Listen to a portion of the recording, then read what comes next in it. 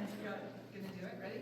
I can pray to my Heavenly Father anytime, anywhere, for He's always there and He hears my prayer. Anytime, anywhere. No words, just hands.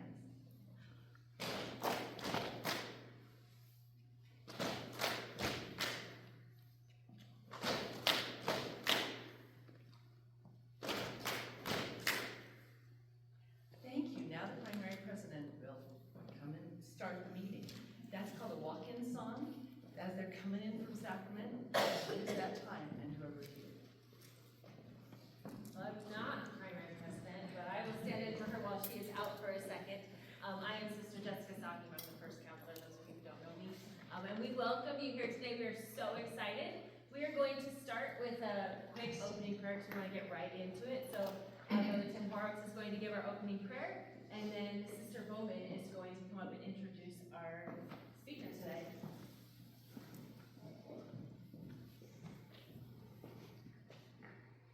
Father in heaven, we're grateful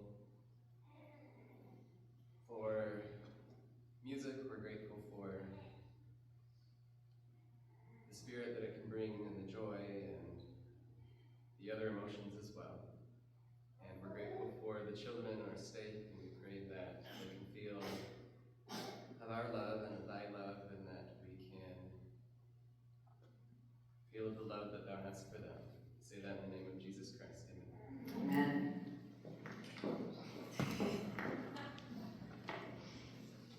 So it's my privilege to introduce Sharla. For those of you who are not familiar with Sharla, she earned her degree in music at Brigham Young University. When her daughter was diagnosed at age 7 with a brain tumor, she started delving into research on how the brain learns, and she started focusing on music in a group setting and with special needs children. And then she, over time, started applying those teaching principles to primary music and how we can use it in a primary setting. One of the ways that she shares her knowledge is by teaching these workshops, and she's done this for a long time, 30 Yeah. years. It's been a long time, and all over the world. You're going to South Africa next. This is amazing. She's incredible. We're so excited that she's here. These principles that she's teaching, they're amazing, good teaching principles, and we're so excited that she's come here to share her knowledge, her wisdom, and her talents with us. And we're just in for such a treat today. So just go ahead and turn this on. Okay. Is this too loud? It feels loud. When I said amen, I shocked myself. So I need to know a little bit more about you guys. If you're sitting in the 4th row, could you move up to one of the first 3 rows? Just because we have all the manipulatives for those rows. So can we move up? That would be great in the 2nd and 3rd row. How many of you are here because you're a primary president or in the presidency? Fantastic. How many of you are here because you are a music leader in your ward? That's great. How many of you are here because of another reason?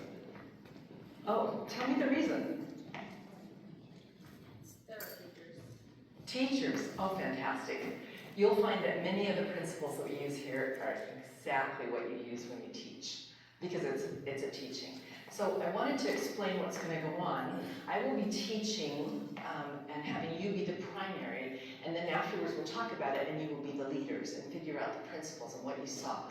So you have to act in both ways. It means you really got to turn your brain on. The other thing that's going to be happening is that if you are not, we need somebody to sit where all these manipulatives are, because that's the teacher that's going to be passing out everything and handing everything back in. That's you, right? Okay, all right. So you'll pass it out to everybody in your row as if they were their primary class. And one of the reasons is because you need to spend your time teaching, and the teachers will be managing the day-to-day, I want a blue, I want a red, you know what I mean. So the other thing that happens is there are principles here that I'm going to be using that I've been learning about over the course of 40 years. I started when I was 2. No, I didn't. But I would really love to share some of those things with you. A lot of it has to do with research. Some of it has to do with revelation. One of the things that I wanted to share that I just found out this week as I was studying Come Follow Me, on page 4 of Come Follow Me, it says, children learn gospel truths more effectively when these truths are taught repeatedly through a variety of activities. That's one of the huge principles that really is true in a lot of the research, and the church has asked us to do that also as we teach our children and as we teach in our classes, and especially as we teach music. So are you ready to be children? Here we go. All right. Okay. Okay, you can be a well-mannered child. Here's the pattern.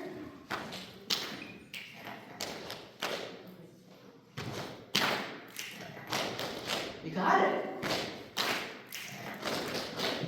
Family history, I am doing it, my family history. And the love I feel when I'm doing it is very sweet to me. I learn stories of my progenitors, I write their history. I learn to keep records of my family in my own family tree. Where's my pianist that tells me the words? Okay, would you help me do that one more time? Okay, because after that I'm going to challenge you to do it with a partner. So you've got to have it down, right? Okay, so bum, bum, bum, dun, dun, dun. Family history, I am doing it, my family history. And the love I feel when I'm doing it is very sweet to me. I learn stories of my progenitors, I write their history. I keep records of my family on my own family tree. Who feels like they really know it and could be my partner? You know, that's how I can tell you're adults, because children will go, and they don't know it, but adults are always like, no, not me. Who's gonna do it? Come on up. Ready? So, here's what we do. Pat, clap. Instead of snapping, we clap across. And then we go. Family history, I'm doing it. My family history. Find a partner. 10, 9, 8, 7, 6. Teachers, you're in charge of finding that everybody has a partner. She does not have a partner. Over here. Somebody needs to be a partner to her. Partner, partner, partner. You got a partner? Okay, you got a partner? You got a partner? Come be my partner. She's like, find my partner. So, patch, clap, across, bump, bump, bump. Patch, clap, across, bump, bump, bump. Family history, I am doing it. My family history. And the love I feel when I'm doing it is very sweet to me. I learn something about my progenitor. I write their history. Keep trying, keep trying. Let's start right there. I keep records of my family on my own family tree. How'd you do? Good. Hey, switch partners. Switch partners. Switch partners. 10, 9, 8, 7, 6, 5. Find a partner. Teachers are in charge of finding partners. You got a partner? Partner? You got partners? Okay, ready? Pat, clap, across. 1, 2, 3. Pat, clap, across. 1, 2, 3. Family history. Wait. Family history. I am doing it. My family history. Stop for a second, please. Family history. No, don't do it with me. Family history. I am doing it. My family history. You gotta wait. Here we go. Ready? Family history. I am doing it. My family history. And the love I feel when I'm doing it is very sweet. That happens to me. I of my progenitor. I write the history. I keep records of my family on my own family tree. You were better this time.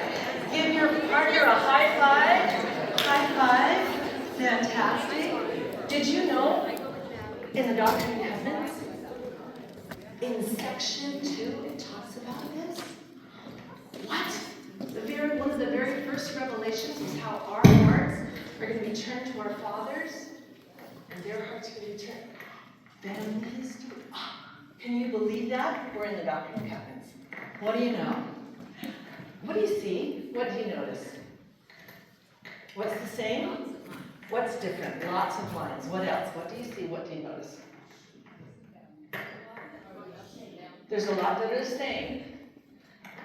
Is it pink? No, it's blue. Okay, so they're all blue. Is there anything that's the same or is there anything that's different? What do you see? What do you notice? Oh, those, you're right. Those are the same. What else do you see? What else do you notice? Some lines are longer. Some lines are longer than others. It changes. Oh, the first part is okay, but that's different. Okay. Those of you that are in the front row, what is this picture? It's a baby lamb. And what's this one? We're saying it out loud because the one in the back may not be able to see it. Stop. Yeah. Peace. It's the sign for the World Peace Organization. You might not know that. What's that? It's a scepter, like a king or a queen. What is this? Oh, yeah, it is. What's this? What's this? Turn around.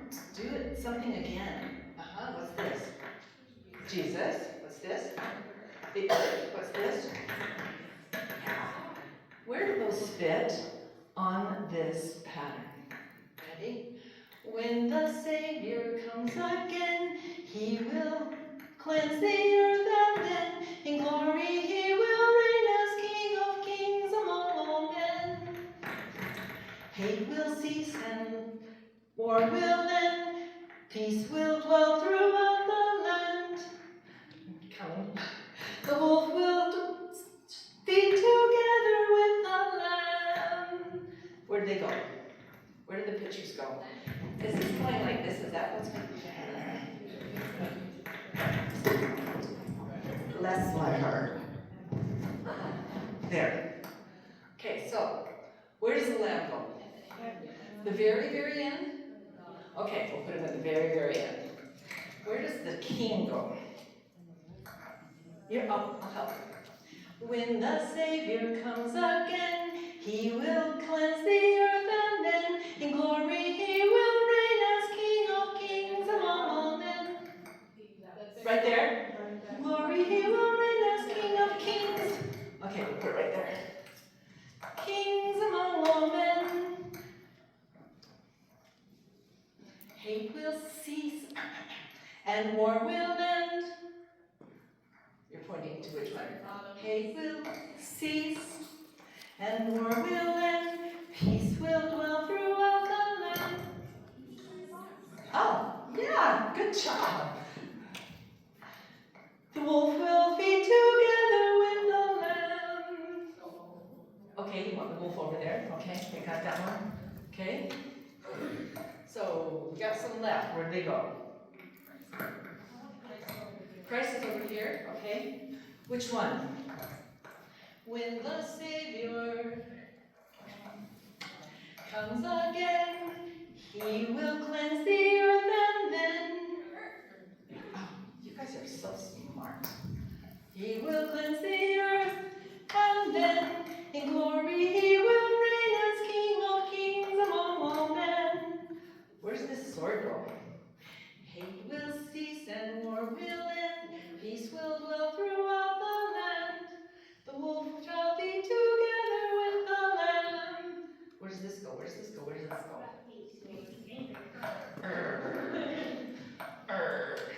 Hate will cease and war will. Lord. Sword. You guys are smart. Hate will cease and war will end. Peace will dwell throughout the land. The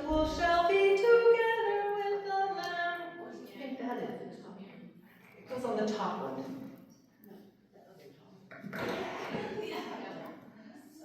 When the Savior comes again, he will cleanse the earth and then. It does fit with again. In American Sign Language, this is the sign for again. Can you do it with me? Again, again. How about for this one we go Savior? When the Savior comes again, he will cleanse. He will cleanse the earth. Do you know what earth is? This is the sun and it's rising over the earth. He will cleanse the earth and then what is it? As in glory he will reign as king of. Oh, he might reign with a scepter? Maybe. In glory he will reign as king of kings. Ready? Reigns among all men. Give me your ugly face. Hate will cease and war will end. You'll be surprised how many boys will get into that. Ready? War will end. Peace will dwell throughout the land. The wolf. This is the wolf. The wolf will feed together with the lamb. Here, we're gonna cut his little sheepskin. Lamb. You gotta do it small. You can't do it big because it's not a U. It's lamb. Okay. Ready? Get your actions ready. When the Savior comes again, he will cleanse the earth, and then in glory he will reign as King of kings among all men. Hate will cease and war will end. Peace will dwell throughout the land. The wolf shall feed together with the lamb.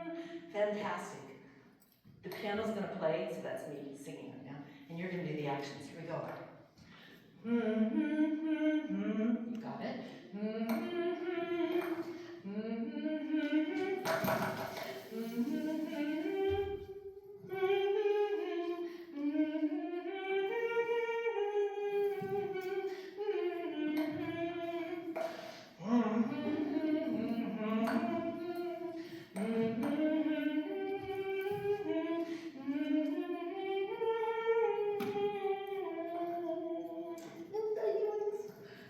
Wow, have you ever heard this song before?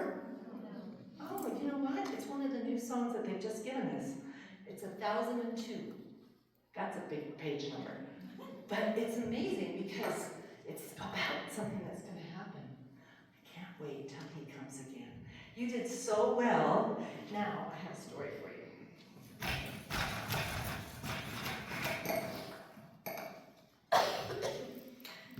Julie was okay, but it had been 3 weeks since Grandma died and they'd had the funeral.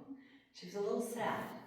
And she heard that Grandma was going to live again. She would see her again, but she didn't really know. So she went to her mom, and she said, "Did Jesus really live again? Yes, when the third day came, he awakened and he left the tomb. He called Mary's name. How do I know that he was alive? Did anybody see him? Yes. Did Jesus come to those he loved? Yes, people touched his feet, and of the fish and honeycomb he did truly eat." Wow, Mom, that's amazing. Another thing. "And there were nail prints in his hands, and a spear wound in his side. Did Jesus really live again after he had died? Oh yes, and so shall I." If Jesus really lived again, then I will see Grandma again. Thank you for singing with me. Okay, now you're adults. Okay, how long? Well, let's go through the numbers. What did you notice? What did you see? What did you feel? What did you think during this singing time? What did you notice? Go ahead. Quick.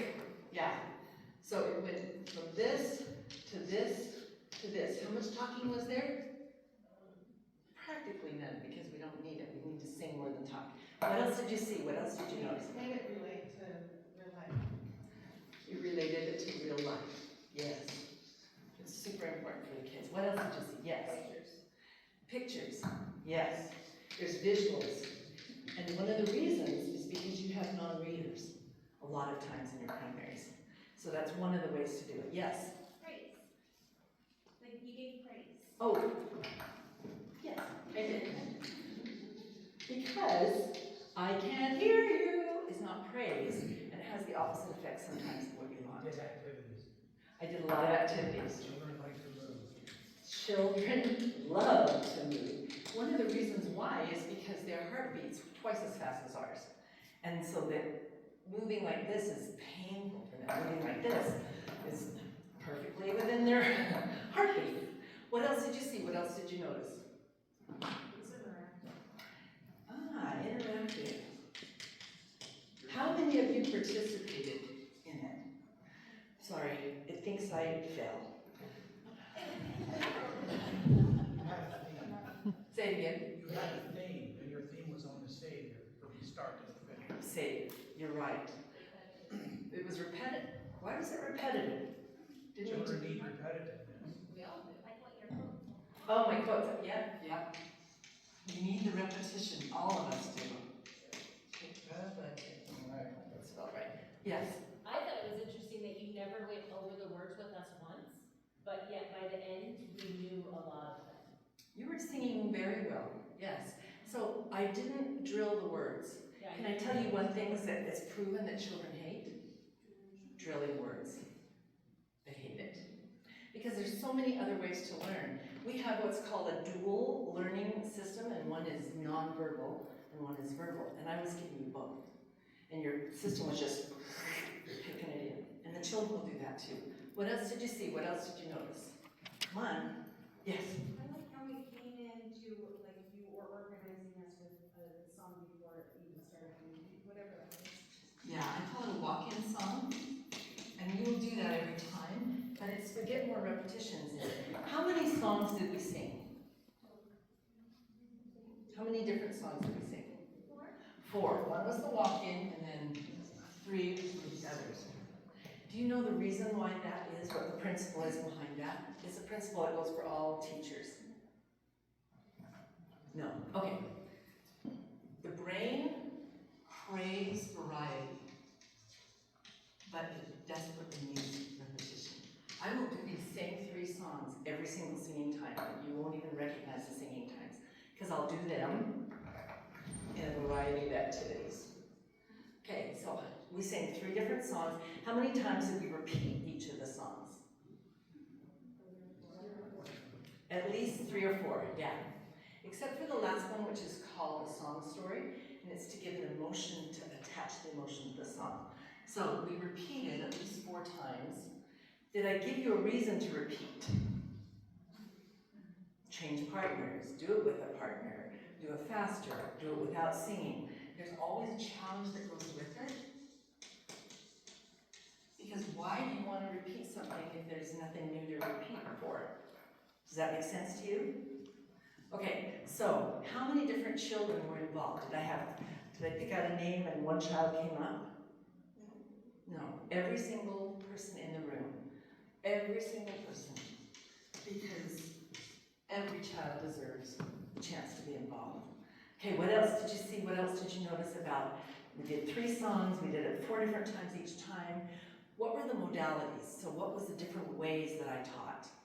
So did we use movement? Did we use pictures? What did we use? Yes, okay, yes.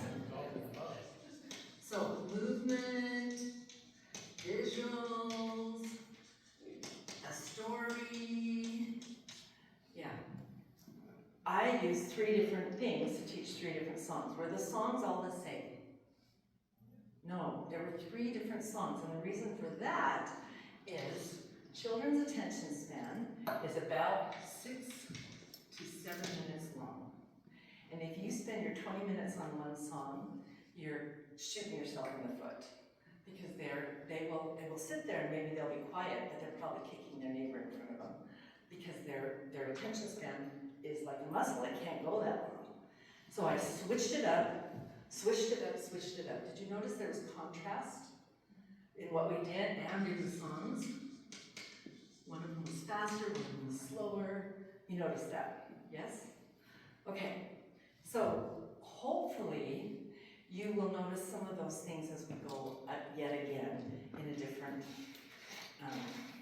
story. But one of the things that I need to talk to you about is my daughter's journey.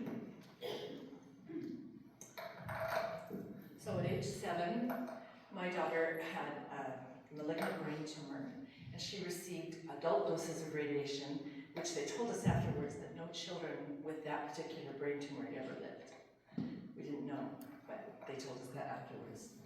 And when they said she was going to receive radiation so that she could live, because the cancer was still, they couldn't, even after 7 hours of a tumor removal, they couldn't get it all. And so they said, no, she will be behind in school. She'll be behind in everything. This is my daughter that taught herself to read, taught herself to do math. They came to me after 1st grade and said, we cannot handle your daughter. She's way too far ahead. And I thought, oh, it'll be okay. She won't be behind. They destroyed some of her learning capacity with the radiation. Radiation does that. And so I was doing all kinds of workshops. I found this book in their own way, and it talks about multiple ways to take in information, multiple intelligences. I thought, oh, wow, maybe I can use some of the intelligences that the radiation didn't get to have her learn other things. So, let me turn on this. Sorry. It turns off every single time.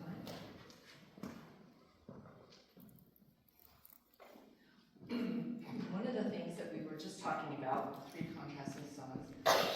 The brain craves variety, but it needs repetition. You know about line upon line? Guess what? 3 years ago, they discovered it in science. Since we've known about it since Isaiah's time. Line upon line is a great way to learn. You need to be exposed to something over and over again in small doses. And they have a lot of research that's now telling that out. So it's a great way to teach these 3 songs 3 or 4 weeks in a row. Hold apart to whole. The brain doesn't know where to put information unless you give an overall picture. So you notice I sang the whole song to you in each of those songs, but you were asked to focus in on something specific. Do you kind of remember that? No? Yeah, okay. All right. Contrast is a very strong way to learn. No, wrong way. So, if we're concentrating on something, the brain needs relief. And so as you're concentrating on trying to figure out this, you needed relief from it, so we switched the activity up. Multiple intelligences, which is what we're going to talk about now. The brain has hooks. Okay, there's some of you old enough to be able to do this. Plop, plop, fizz, fizz. Oh, wait a minute. That has not been in commercials for I don't know how many years. But it hooked into your brain, which is what all the commercial people know. There's brain hooks. And so if you are teaching the song in 3 different ways, you're giving children 3 different brain hooks to remember the song. And you don't have to drill words, just like she was mentioning, because they think, oh, I've just always known this song. They don't realize how hard the brain is working. Movement and something in hand, like manipulatives, are a great way to learn. We're going to be using a lot of manipulatives and showing them to you. If you'll notice, are any of you nursery leaders at all? Nursery leaders. They need something to hold for almost every single song they have. So the shakers and the scarves and maybe a picture of a leaf or something like that, they need manipulatives to hold. And they just sit there and listen to you because they take in a song about 25 to 50 times before they can sing it back to you. That's a lot of solos in nursery, correct? But it's not that far away from the 3 and 4-year-old. They need to hear the song again and again, using something, doing different varieties.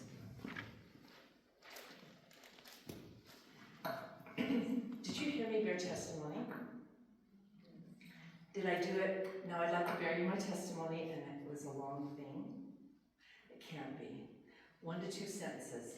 But if these are the future converts of the church, and they are the investigators of the church, and they are the newest members of the church, they need to hear your testimony every single Sunday in 1 or 2 sentences.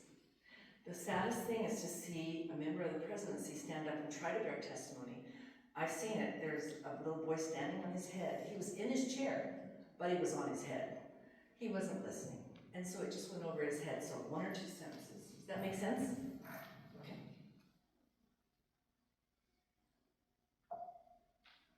Where is it? Oh, that's where it is. Coming. Okay, would you stand up if this fits you, and then sit down if it doesn't? Do you enjoy word games? Stand up if that's you. Okay, go ahead and sit down. Do you enjoy logic puzzles or teasers? Stand up if it's true. Okay, sit down. Do you enjoy being outside in nature? Stand up if it's so.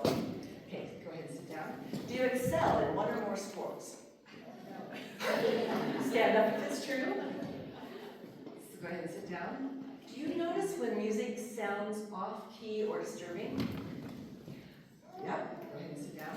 Do you enjoy socializing and playing games with others? Go ahead and sit down. Do you spell well? Go ahead and stand up. I can say my son would sit down on that one. Okay, go up. Do you compute arithmetic problems in your head? Go ahead and stand up. Oh, it's kind of like popcorn here. Okay. Do you enjoy working with clay or wood or other hands-on things like crocheting or other kinds of things? Yeah. Go ahead and sit down. Do you unconsciously hum to yourself or drum your fingers? Yeah. Okay. Go ahead and sit down. Do you learn new things interacting with other people? Yeah. Okay. Go ahead and sit down. I'm one that, I don't read instructions real well. I have my husband read them and then he tells me what they are.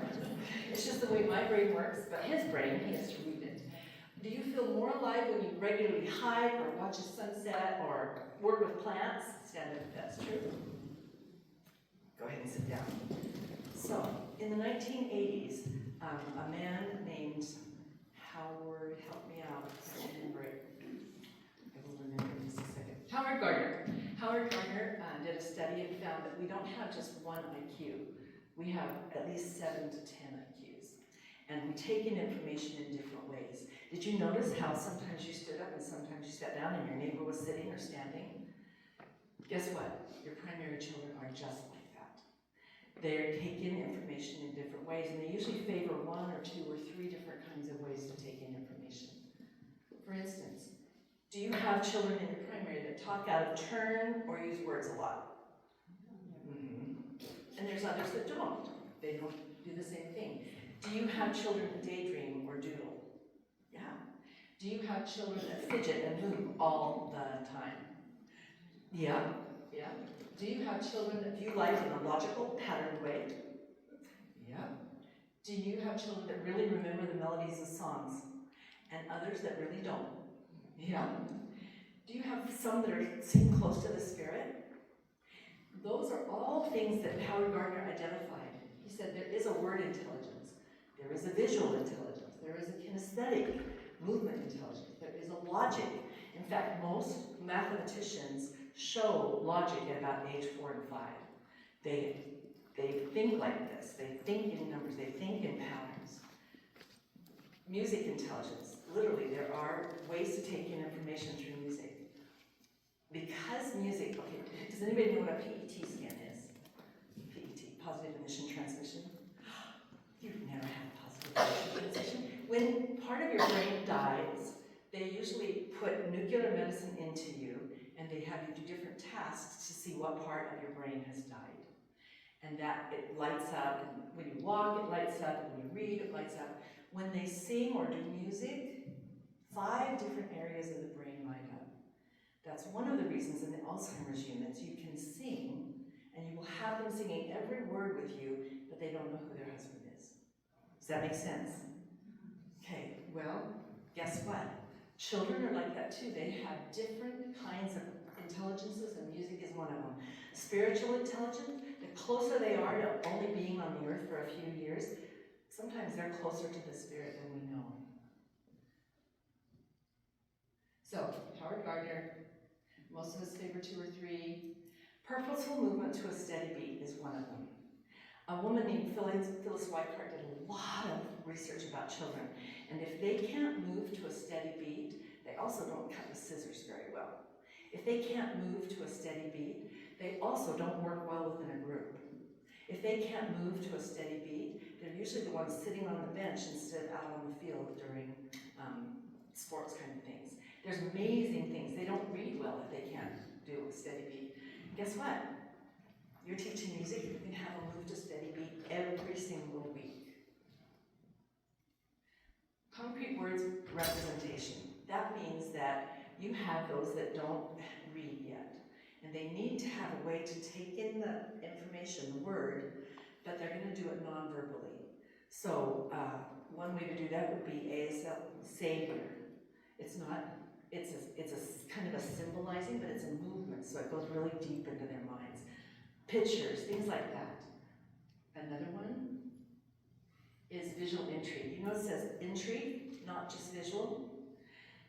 My son has been called to be the music leader in his ward. He calls me up, Mom, what do I do? I said, you've watched 7 of my workshops. It's different, Mom, when you're doing it. Okay.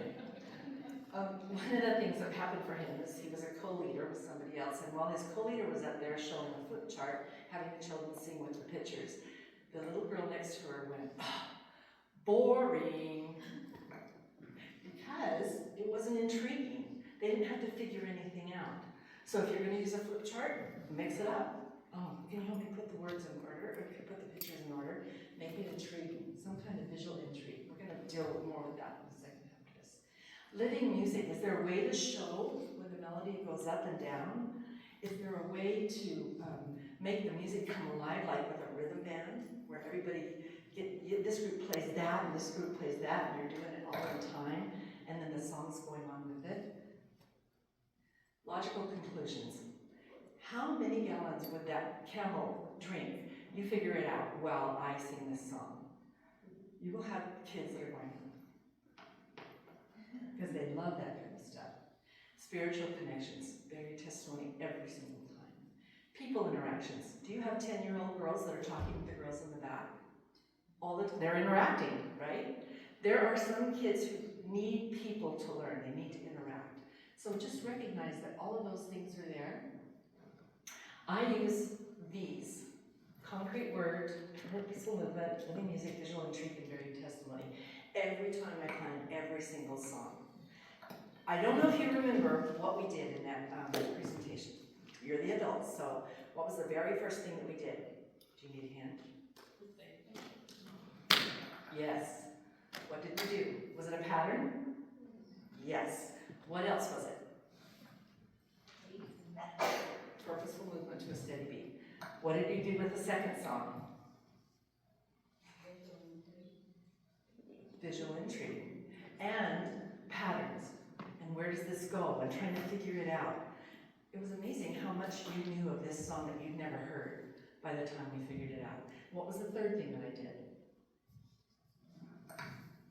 Does anybody remember? The song story. Children see stories in color in their head. And if you can sing a little bit, tell a little bit of the story, sing a little bit, tell a bit of the story, they will come home and just be amazed by it, and it will take an emotion into their souls and visual pictures into their souls. It's called a song story. Okay, you ready to be children again? Okay. If you're in the third or fourth row, I hope there's manipulators for you. If not, you can move up. There's room over here. There's lots of room on the front. We knew there would be. Okay, I am walking in, and you're coming into the primary room. When Christ was on the earth, he promised he would send the Holy Ghost to comfort us there to eternal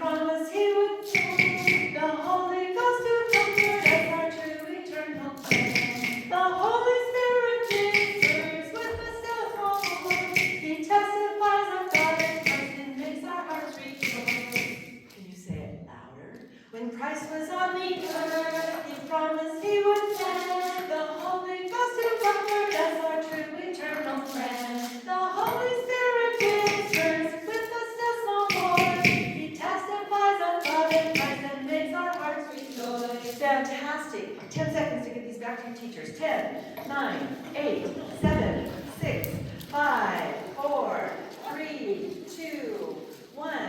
The teachers have the hardest job in the room. Okay, so they just gave the opening prayer and they just gave a talk. And they said, now we'll turn the time over to Sister Dance for music time. And I'm going to say, would you pretend to hold a scarf, please? Pretend to hold a scarf. When the Savior comes again, he will cleanse the earth, and then in glory he will reign as King of Kings among all men. Hate will cease and war will end. Peace will reign throughout the land.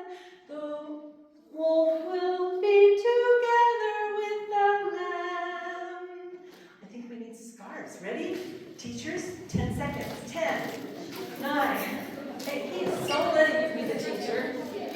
10, 9, 8, 7, 6. Ready? Throw your scarf up and catch your own scarf. Ready? Up. On the word glory, you're going to be throwing it up, but you have to catch your own scarf. Try it again. Glory. Ready?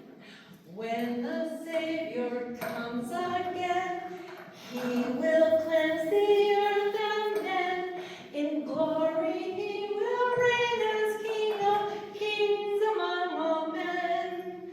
Hate will cease and war will end. Peace, this is a sign for peace. Peace will reign throughout the land. The wolf will be together with the lamb. You know what? The wolf will feed together with the lamb. You got all those signs? Okay, who can come up and help me? Again, you're adults. I would have 5 children here. I have no idea. Come on up. Okay, anybody else? Come on up. Yeah, come on up. Ready? First thing is this. Do you remember? Okay. When the Savior comes again, what's next? He will cleanse the earth and men. Ready? In glory he will reign as King of Kings among all men. Hate will cease and war will end. Peace will dwell throughout the land. The wolf will be together with the lamb. Go get 2 friends. Go get 2 friends. Bring them on up. Come on up. Come on up. Aren't you glad you didn't sit in the first row? Ready? You got this? Okay. When the Savior comes again, what is that? Comes again. What's next? He will cleanse the earth and then in glory he will reign as King of Kings among all men. Hate will cease and war will end. Peace will dwell throughout the land. The wolf shall feed together with the lamb. Will you each go get 2 friends and bring them up? 2 friends and bring them up. Back row is a good thing. Come on, 2 friends, bring them up here. Right up here. Ready? Right up here. Get your scarf. You're going to start like this. I will help you, don't worry. I'll help you with some of this. Ready? Okay, I just want everybody to know I'm the obstinate child. Just So so in your primary, do not Ready? Ready? When the Savior comes again, he will cleanse the earth and men. In glory he will reign as King of Kings among all men. Hate will cease and war will end. Peace will dwell throughout the land. The wolf shall be together with the lamb. Would you each go get 2 friends? Ready, go. 10, 9, 2 friends. 10, 9, 8. Everybody get 2 friends. 10, 9, 8, 7, 6, 5. Have you got your 2 friends? 4, 3, 2. Oh, you know what? You need to be our friend. Come on up. Come on. You can hide behind someone. Okay. Ready? When the Savior comes again, he will cleanse the earth and then in glory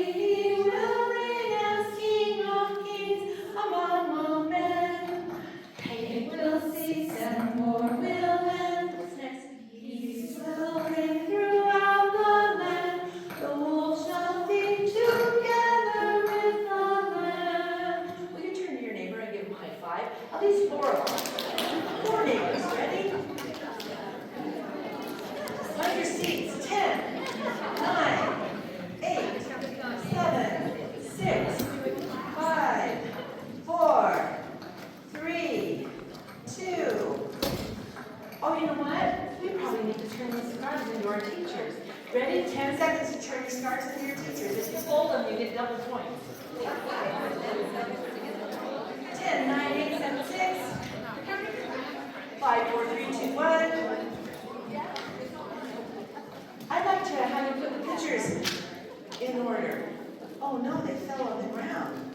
Oh dear, what are we going to do? We've got to figure out how they go. My goodness.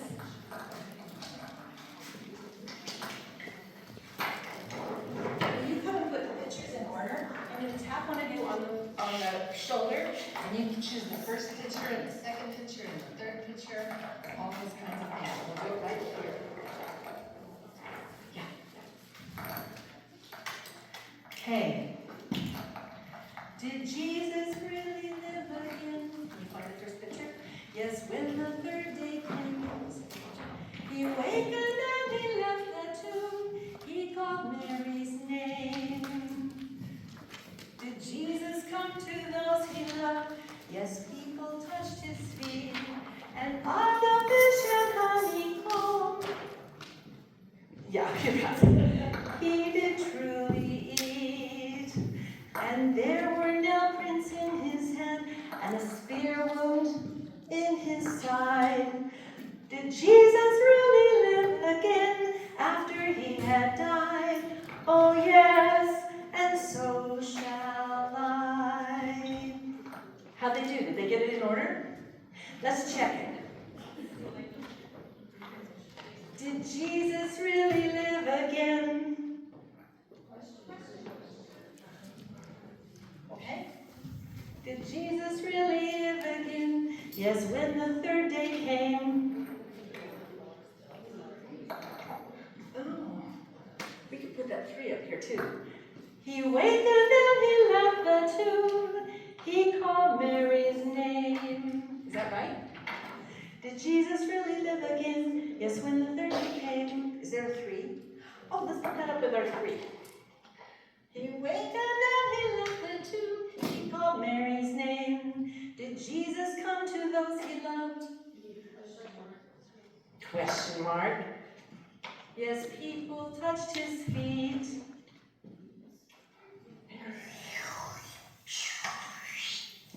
And of the fish and honeycomb, he did truly eat. And there were nail prints in his hand and a spear wound in his side. Did Jesus really live again after he had died? Where is the picture? Oh yes, and so shall I. Did Jesus really live again? Yes, when the third day came, he wakened and he left the tomb. He called Mary's name. Did Jesus come to those he loved? Yes, people touched his feet. Did they really touch his feet? They did. And of the fish and honeycomb. What's honeycomb? Oh, it's from bees? Oh, it's sweet? Oh, he did truly eat. Wait, he was dead and then he ate?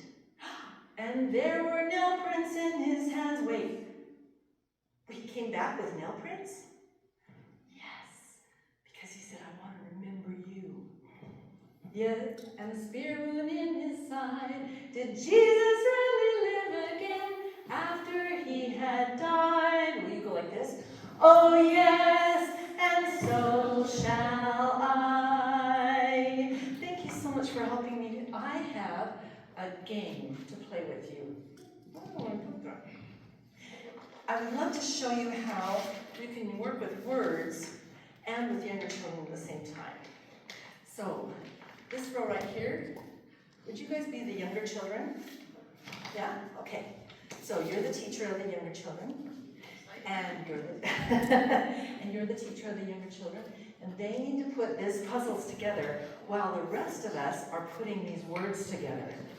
Would you get together with 2 other people in the room, maybe 3? And I need some teachers to help me pass this out. Every group needs one of these things, and it's got words that are not in order. Okay, hold up your hand if you're a group. Hold up your hand if you're a group. Your group leader. You can have 2 or 3 people in the group. Hold up your hand if you need one. Good job. Ready? Who needs one? Who needs one for their group? You got one? You need one for your group? You got one? Do you want to do it with me? Okay. Does anybody else need it? Ready? Family history, I am doing it. My family history. Pause. It works better if you do it on the floor or an empty chair. I promise. She has a really long face. And the love I feel when I'm doing it is very sweet to me. I write island stories of my progenitors. I write their history. What's the next one? I keep records of my family in my own family tree. Are you done? Oh, you need me to say it one more time? Oh, shucks, I will. Family history, I am doing it. My family history. And the love I feel when I'm doing it is very sweet to me. What? Oh, not every word is there. You're right. It's only the major words of the song. I learn stories of my progenitors. I write their history.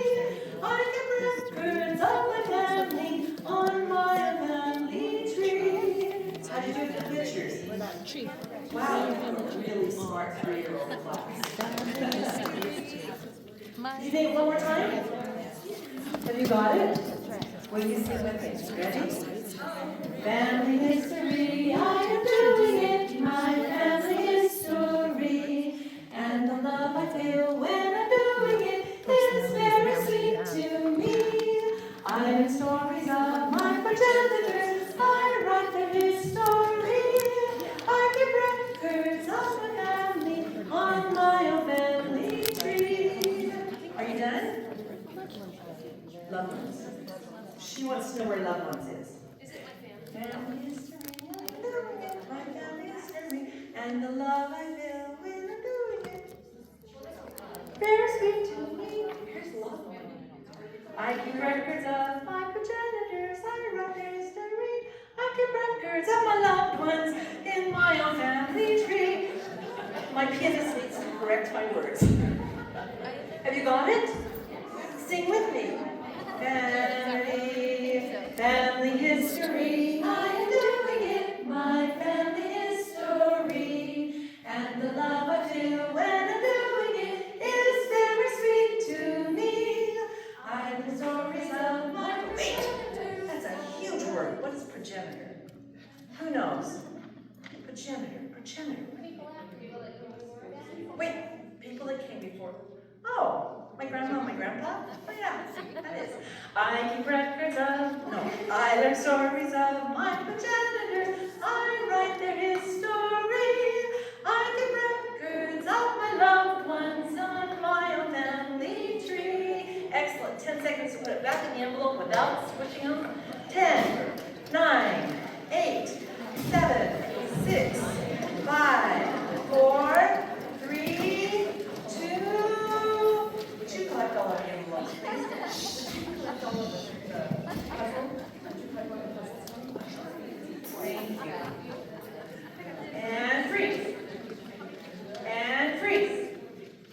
And freeze. And freeze. And freeze. It only took them 5 times. That's great. Maybe 4 times next time. Freeze. It works in primaries really well. I'm not sure why not the dog. No, I'm kidding. I love family history because I love where I came from and because I'm going to see them again. Thank you so much for singing with me. If you can bring the envelopes up, that would be great. Okay, be the adults. Be the adults. What did you notice? Thank you. What did you see? What did you feel? What stood out to you? Did we do 3 songs? Did we repeat them 3 or 4 or 5 times? Yes. Did I ever drill you on words? But I looked at you and had you put the word in, and you just did, because you just knew it. Okay, what else did you see? What else did you notice? Energy. You can't give what you don't have. And if you want to have the children give energy back to you, you've got to give them some energy. What else did you see? What else did you notice? It was the same songs as what they've done before. It was the same songs. Did they sing the same? Because the activity was different.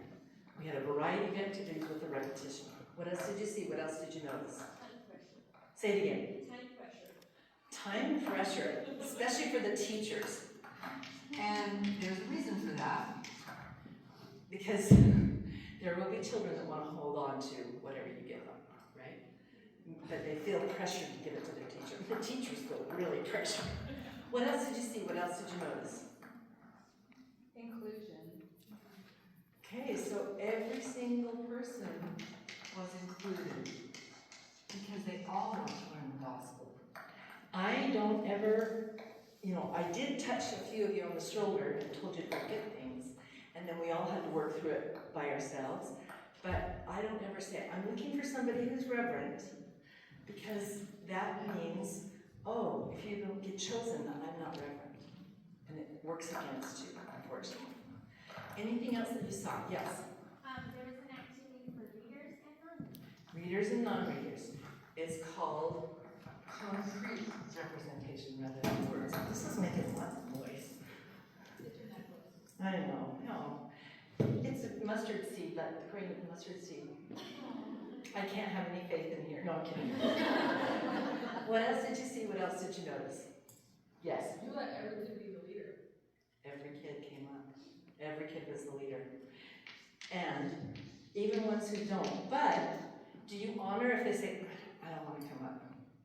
Yes, you totally honor it. I have a boy in my primary who I taught for 3 years, and he would take the manipulate and put it in his lap and just sit there. As a college student, he came up to me and said, thank you so much for teaching me how to sing. I was like, okay. It was amazing to me because he was just soaking it in, but he didn't feel safe enough to do the manipulative. There's other personalities, don't care if they get it wrong, they will do everything. But his personality was different, so you honor that. Yes? What can you say? I have teachers that try and do it for the kid. Like a new sunbeam wants to help them get the egg shaken just right.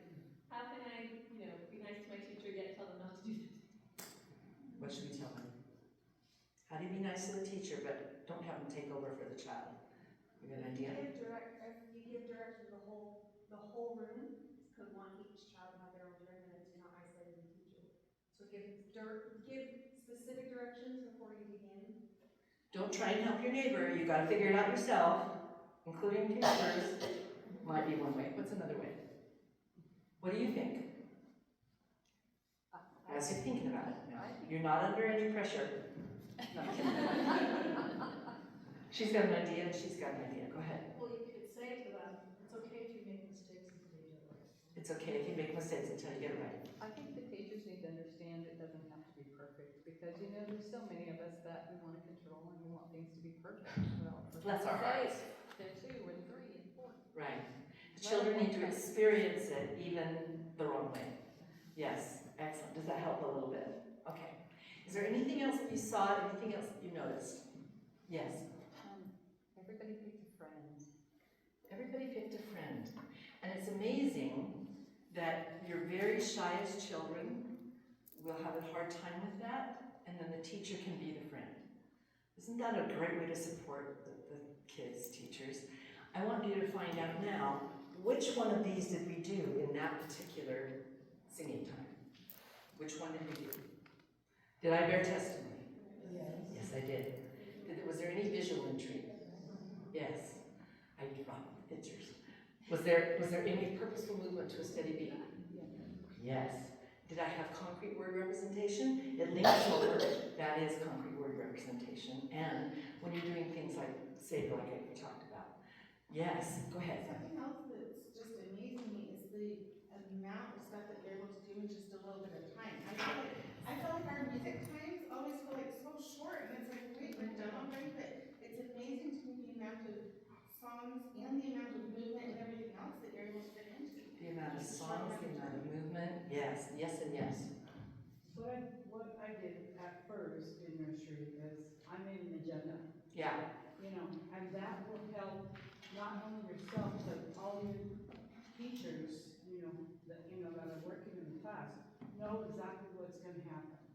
You know where you're headed next. Yes. If you're not gonna talk in between, you've gotta know what's coming next. Yeah. Right? There was another hand, yes. I just love how much prep that you do, and I've been in situations where I felt like I was kind of winging it, and the kids feel it's like a quarantine. It's not a peaceful environment for them, so all the prep that you do before, just because they're kids doesn't mean that they can't, they are ready to learn. So I love the preparation ahead, but that means you really have to be ready to go right away, and I love that.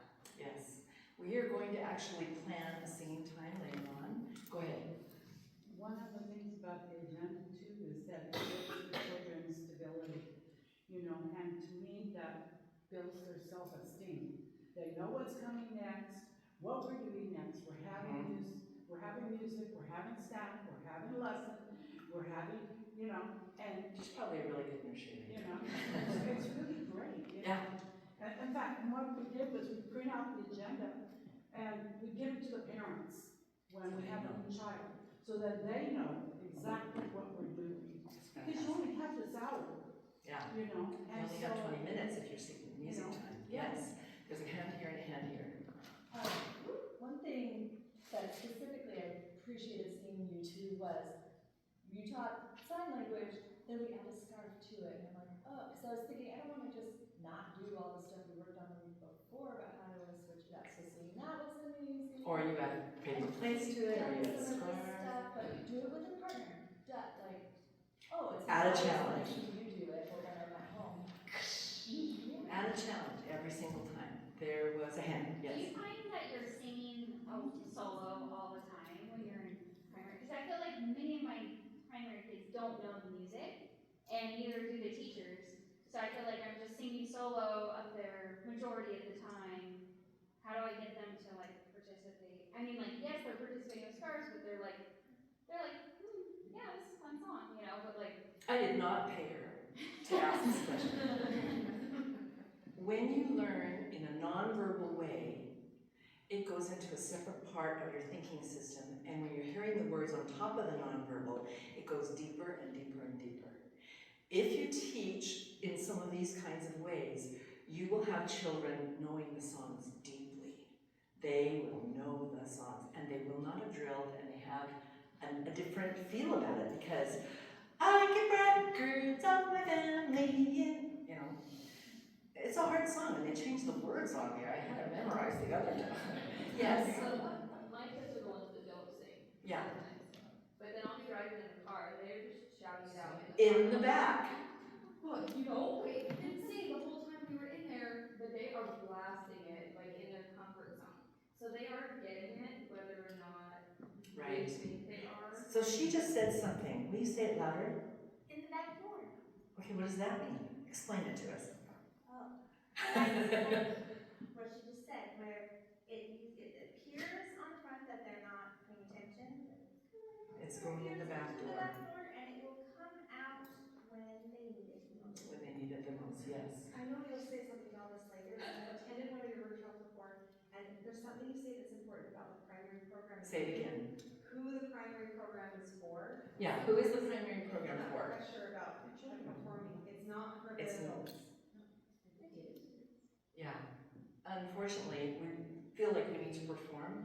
All we're really doing is singing in a scary situation, things that they already know deeply. I have had primaries where I'm like, I can't hardly hear them, but they all know the words. And I had another one where I was like, whoa, okay, just calm down. That's a little loud. it's the personality of the child, but they know them deeply because of that. Okay, any other questions before I give you a break? Yes and yes and yes. Go ahead, 1, 2, 3. When you're doing sign language that you're facing them, should you be mirroring them so they're doing the correct thing? If I have a child that is deaf and uses sign language, I will do it so that he can mirror me. But if not, I just use my dominant hand.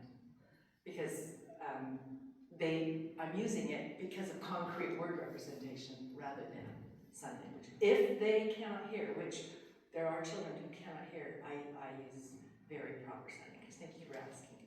Where was the other question? Where? Yes, and then yes. I feel like I've learned this from you before, but you sing a lot without the piano, and it feels like this constant struggle that the pianist needs to always be with you, and you don't do that for the first couple of I sing a lot without the piano because I go to so many different places. I don't know if there's a pianist there. I always will say, starting note please, to my pianist, and I have them play only the melody. Why? Why? Who knows? With all those notes going on. Because the human voice has a frequency, and the piano has a different frequency. And if you're going to match the piano, it's harder than matching the human voice. So yes, you sing. And if you feel like you can't sing, ask a child to come up with you, or a presidency member, okay? Because they need to hear the human voice singing it, maybe with one piano thing. And then, you guys know this so well, we're gonna put frosting on the cake. Whoa, you're gonna play the whole piano part. I happen to have a jazz pianist, so frosting on the cake is like, whoa, that's a lot of frosting. So, yes, good question, thank you. You had a question. One of the things I like to do is, I just mentioned, and we have laminated pictures all along the walls. And then we also have, when they do the crafts, all their crafts, they take home their crafts, but we have a copy of all their crafts. We come into our nursery room, and it's just awful. And the children can take down the pictures of Jesus. They never touch the craft ones. But they like to They're take a little pictures of tired, Jesus. but they just love to go, and when we're giving a lesson, go and grab a picture of Jesus or whoever we're talking about, or the earth or whatever. It's wonderful. If you are a primary presidency member, you might want to talk to her about her. I'm just saying. Let's have a break. Glucose feeds the brain, and you'll need that for the second half, and we've got so much more to go. So, we're going to break for 10 minutes only, I promise. Go quickly, there's food back there. Add some time to get something into your stomach and brain. We have a bunch of ideas for you, and then we are literally going to group into groups of 3 and plan a song. 3 different activities for it. First, I'd like to introduce you to the woman. Come on up. She's going to introduce a few ways to do visual intrigue so that they hear the song while they're intrigued visually. Talk loud. Can you hear me? Is it okay if I don't want to mess with mine? So this is one of the ways that we've used in our primary that Sharla has demonstrated before. And it's a way to get all of the children involved working together. It's a memory match or concentration. And a lot of times primary leaders think, well, how can you do that where you're involving everyone? So the way that you do this so that you're involving all of the children is you are singing through the song and you challenge the children. Can you find all of the matches up here on the board before I sing through the song 4 times? Okay? And I will start singing and I will point. If I point to you, you come up and you try to find a match. Okay? You flip the cards over, let everyone see. It's important to let everyone see because we're all working together to try to find a match. If it's a match, great. Go find a friend and come up to see if you can find another match. Okay? If it's not a match, flip them back over. And we will keep working on this together. So I'm going to sing, and if I point to you, come up and try to find a match, okay? I love to read the Holy Scriptures, and every time I do, I feel the Spirit start to grow within my heart, a testimony that they're true. Search, ponder, and pray are the things that I must do. The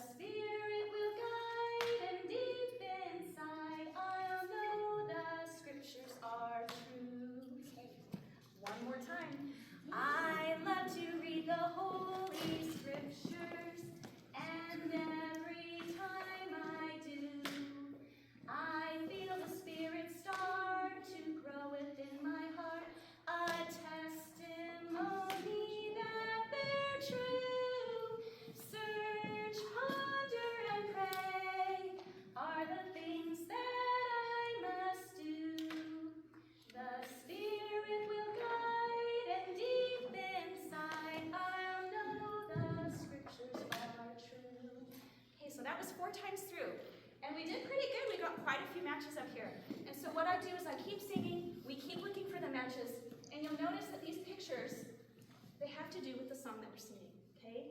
They are a way to get concrete representations of words to the children, so they're making connections with what they're seeing up here to what they're hearing. And were you singing with me? No, I was singing, okay, but you're hearing it. You're hearing those words, you're seeing the pictures, and you're making that connection. Another way that you could use even the same pictures, is what Sharla used earlier. She dropped them on the floor, and you put them in order. So that's another way that you can use the same pictures to do the same activity. Sometimes I'll take the pictures and I'll put them around the room instead of being on the floor, and they have to go, oh, which picture comes next, and they look around the room and they have to try to find the picture and bring it to the board and put it in the correct order. So that's just one way that Sharla has taught to use the visual intrigue, and also connecting the pictures with the words and making those connections. Is that okay? Okay, I've got one more. That would be great. Let's see.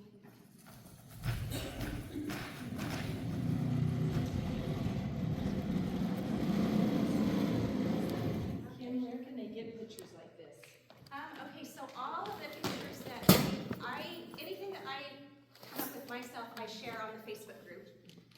And a lot of people do the same. They share pictures like this, but honestly, just about all of the pictures that I have up on the board, except for maybe a couple, are just found on the church website. I just do a search for images on the church website, and I try to use as much as I can from the website, just because I just want to use what the church has on the website. I Yes. hate to be stupid, but what Facebook page? I'm sorry, so there is a Facebook group that someone created called Sharla Dance Teaching Methods. I didn't create it. She didn't create it. She makes a point to let everyone know this was not something that Sharla created. Someone created it so that there is a way for other leaders and other people to share their ideas on how to teach. And how do you spell that last name? Because I would come up with several ways to spell it. Sharla Dance Teaching Methods. We can show you, maybe we can write it up on the board later. Is that okay? Okay. So a lot of people will share their ideas on that group, and a lot of the activities that I use are either from that group or I'll share on that group. So this was one of them.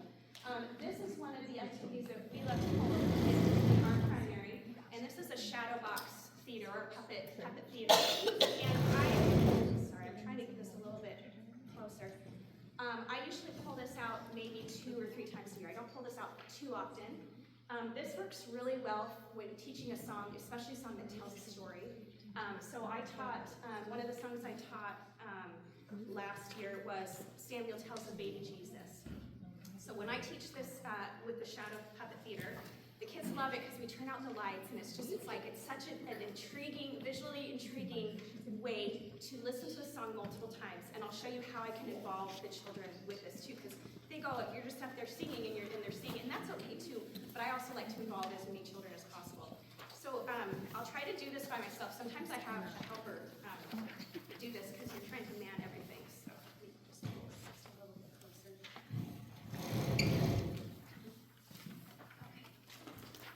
All right, bear with me here. Okay, so I would sing this without the piano. Because sometimes I like to sing it a little slower during some spots because you're trying to work with the puppets, and you need a little more leeway. So usually when I do the puppet theater, I try to do it without the piano. It's just a little easier, okay? Said Samuel, within 5 years, a night will be as day, and baby Jesus will be born in a land far, far away. Hosanna, Hosanna, oh let us gladly sing. How blessed that our Lord was born. Let earth receive her King. So these images are very simple, okay? It's just giving the children a concept of what you're singing. And so after I sing through it, we'll sing through it a couple times. Sometimes I'll tell a little bit of the story as I'm singing, kind of similar to a song story. I'll break it up. I'll tell a little bit of the story of what we're singing about, sing a little bit of the line, tell a little bit more. But I like to involve the children. So while we're singing, I'll bring I think I need probably about 6 helpers to come up. So if if I could get 6 helpers to help me with this, and I'll show you how I involve, and I try to involve as many children as possible. So if I could get 6 helpers, 1, 2, 3, 4, 5, I need 1 more helper. 1 more helper, I just need 1 more helper, okay. So you're Samuel and 5, so you'll be on this side, and I need some 3 helpers on this side. Okay, you'll be the baby Jesus born in a land far, far away. You're on the chorus. You're also going to be on the chorus. You're the night of his day, so you're going to be up here. And I do one, perfect. You're going to be at the very end, okay? Okay, so we're going to sing it together again, and I've got my helpers here that are going to do the puppets this time, okay? Ready? Samuel, within 5 years my life will be at stake, and baby Jesus will be born in a land far, far away. Hosanna, Hosanna, oh let us gladly sing. How blessed that our Lord was born, let earth receive her King. And then at this point, I have my helpers take their puppets and they go and give it to a friend. And then those friends come up. And we will sing through it so many times because the kids are so excited to come up and do the puppet theater. So that is another way to give visual intrigue and try to involve the whole group, and you're involving as many kids as you possibly can. You can just thank you so much. She lives in this area. You want to borrow it. How do you rent it out? Another visual intrigue is make the picture come alive. And so with that way, you hand out to the child and the teacher what you'd like them to do. Let's do a song that we've been doing. When the Savior comes again, what would you do to show that in a picture? Savior comes again, something like that. Okay, do it.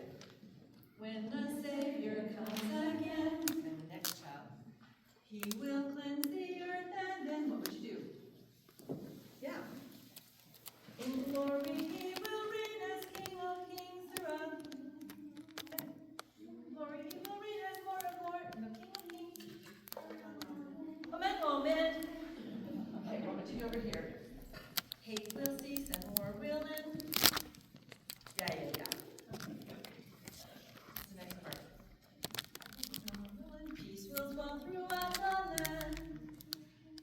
The wolf will, especially if you have 2, the wolf will dwell, be together with the lamb.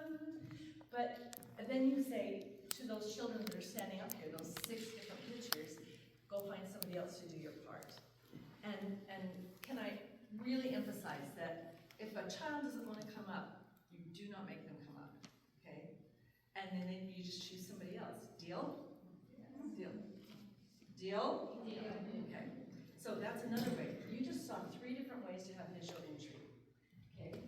Purposeful movement. You can use paper plates. You can use shakers. You can use movements like this. You can use wind wands. You can use all kinds of things for purposeful movement. It's a pattern to the beat of the song. Okay? And I'm telling you this because it's your turn. Get in groups of 3, and we're going to, but not yet. We're going to plan a song. And the song that we're going to do is, I hope they call me on a mission. Is that one? I want to be a missionary now, sorry. That's the one that comes at the end of the year. Okay? So pretend to hold your things. Pull noodles.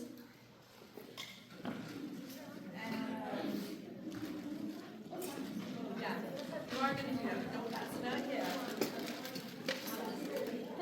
I want to be a missionary now. Try it. I want to be a missionary now. I don't want to wait until I'm grown. I want to preach the gospel while I'm young, for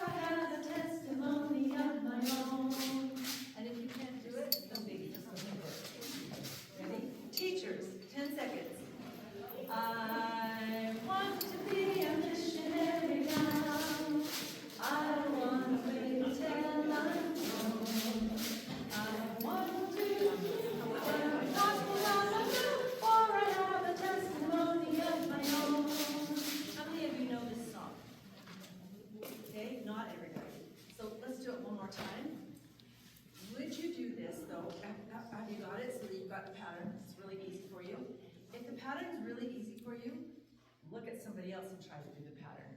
They're going opposite of you. It's a little harder that way. I want to be a missionary now. I don't want to wait until I'm grown.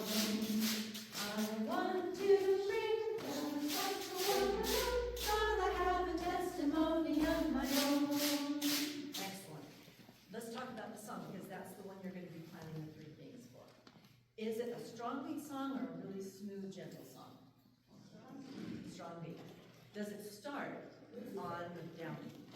I want to be, no, it has a pickup note. I want to be a missionary now, so you can't go, I want, because it won't work. You have to go, I want to be, or whatever you're going to do. Okay? What else do we know about the song? Does it have any rhyming words? I want to be a missionary now, I don't want to wait until I'm grown. I want to share the gospel while I'm or I have a testimony of my own. What's the rhyming words? Grown and own, it only has those 2. And so you can use those somehow. Okay.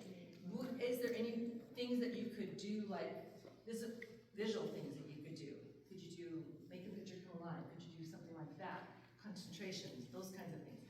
Think about it. Find your friends.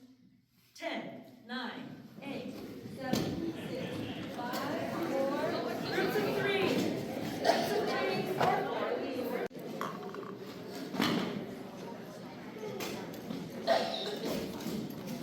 Who's ready to share? Let's talk about which one do you want to do? Visual intrigue first? Yes. Share. Do you want all 3? Sure. Okay. So, visual intrigue, our primary really likes a concentration. Okay. Can I just say, that says concentration. Kim, will you tell what you've been doing? Oh my goodness.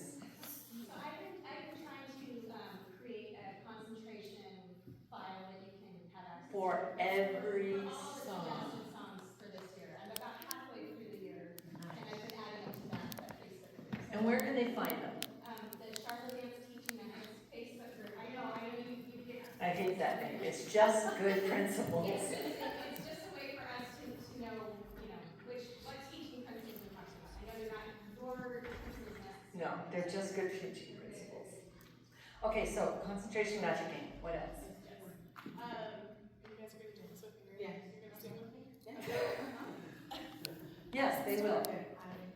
I want to be a missionary now.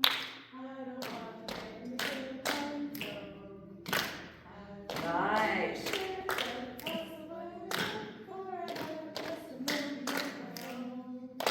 I love it.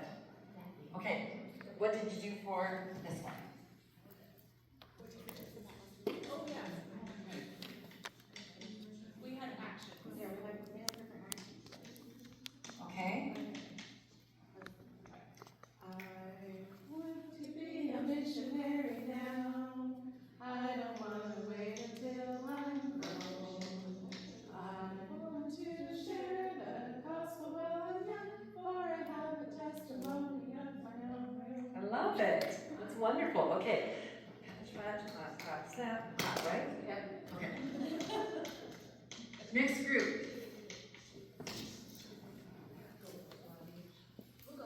Okay, go. So the same movement is. We already let the sound of this, so. What I should say. You're okay. We'll just do simple. So you Left did and cross. pull move and you cross. So can I just say something that is a really, really good thing? Every time you cross what's called the midline, you help your children. So here are some symptoms of kids that can't cross the midline. They rotate their body instead of reaching across because they can't reach across the midline. They fidget and squirm when they're seated. They have poor attention. They have poor hand-eye coordination. They have difficulty reading and writing. They have poor spatial awareness. It's like amazing, and it's all because they haven't learned how to cross the midline like you were just doing. So when you do this thing, you're crossing the midline. It strengthens them just to be in primary. Thank you, very good, keep going. Okay, so, And then, we're doing, just like the woman was doing where she's singing, but we'll have the boys sing and girls put it together. okay, And then we'll the boys do the putting order and matching. okay, switching it over, okay, excellent. And I don't have to sing.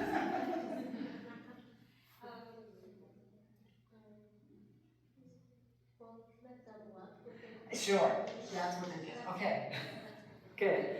Another group, quick, yes, We did for, talk loud, no, that's, steady beat. I guess either one. talk loud, Purposeful movement to a steady beat. We did pencils okay, and just had like a beat that we had to do it with. okay, You wanna do it? Oh, let's just go on. I think she pencils. I liked for the concrete words representation, we did, where we were like touching our neighbors, like, it was almost like a little dance, but like it was sharing the gospel, right? So we were like turning to one neighbor, turning to the other neighbor and doing something. Touching elbows, So, touching toes. actions where you're sharing, Yeah, okay? so we were keeping the beat too at the same time, so I guess it was kind of both of them. Both of but- them. Yeah, yeah. That is a really great thing to do if you have control of your primary. That's what we said. I'm worried about that. Visual intrigue, Oh, that was, we were gonna do the story. okay, So like the story song. okay. Another group, quick, yes, We were thinking, like, for concrete word representation, actually inviting missionaries to be part of the primary, whether they're sitting amongst us in the front. And then if we're keeping the rhythm maybe with our feet, but that every time we refer to ourselves, we're acknowledging ourselves, and if we're talking about missionaries, we're acknowledging them. But also with the bearing testimony, that's an opportunity, a brief testimony from the missionaries, but the kids to make a connection to the missionaries in the room. And then we talked about, singing four corners. Yeah, you don't like the traditional way of four corners where there's a judge in the middle, but I like to put them in four corners and give them a section to sing. And so they sing, and then I'll point to one, and you have to change to another corner, so you've got another line. So they're moving a lot. And can I tell you my idea? What you do have to have control of your primary. It's a disaster, but they love it. And I don't even know where that'll fit, but I like to use I choose the right way and be happy. But you can use it in any song. Whatever word you say, you have to move the C to your right. So even if you're on the edge, you've got to come over together and move.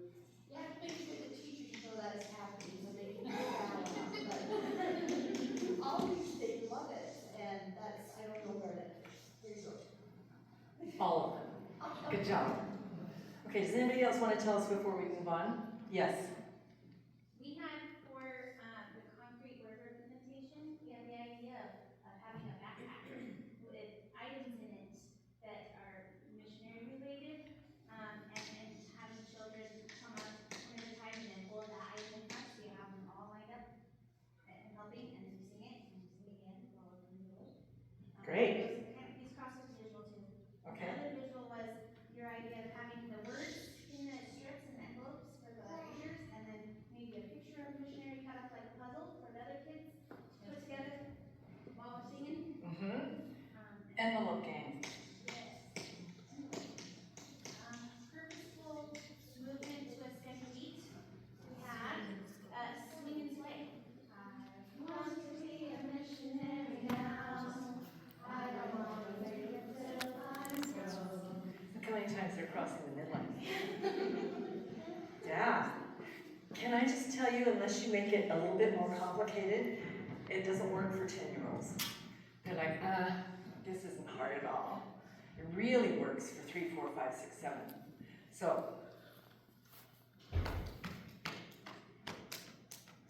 I want to be a missionary now. I don't want to wait until it's got to challenge them. Excellent, excellent.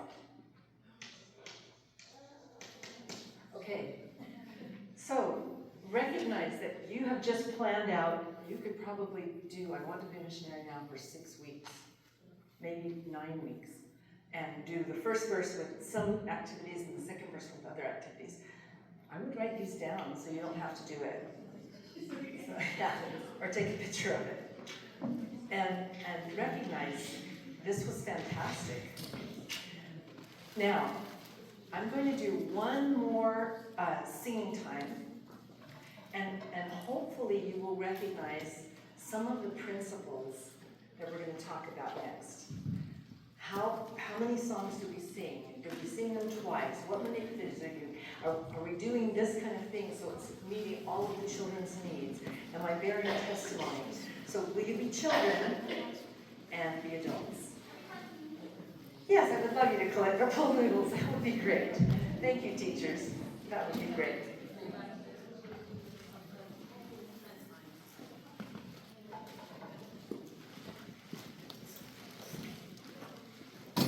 You're walking into primary, and we're going to review something that we did 2 months ago.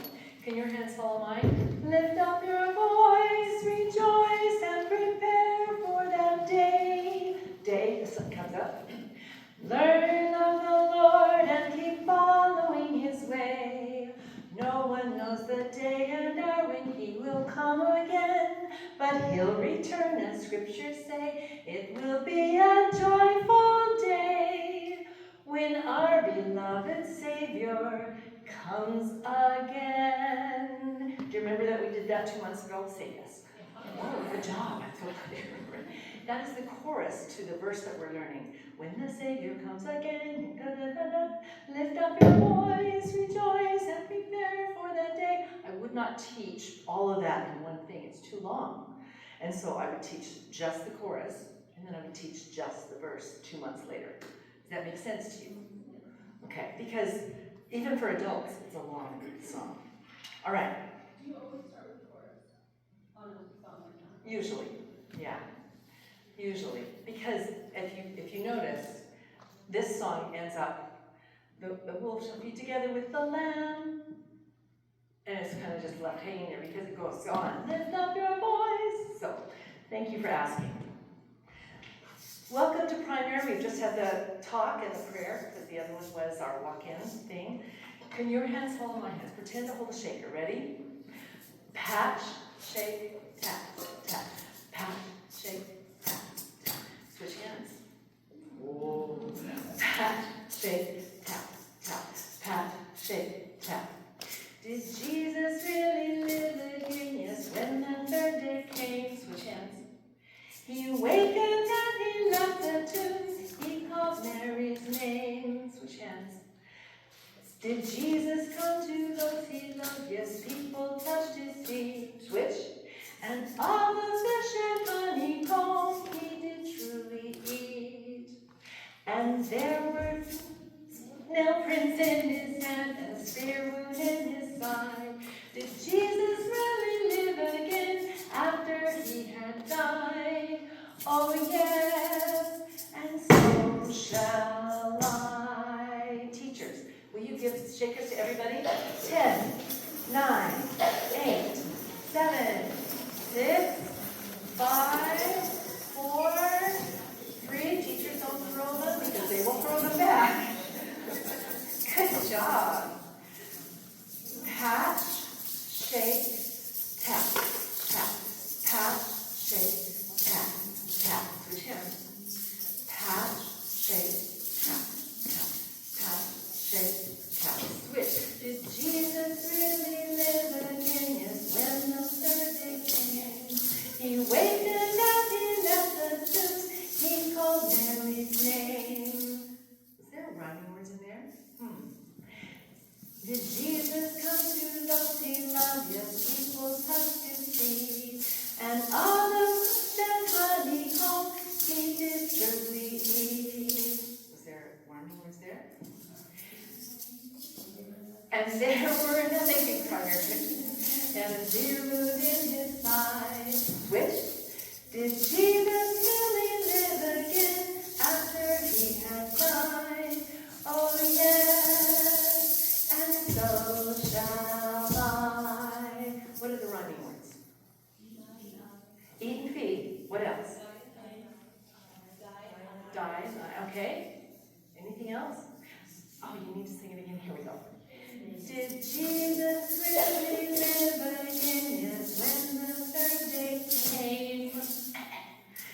And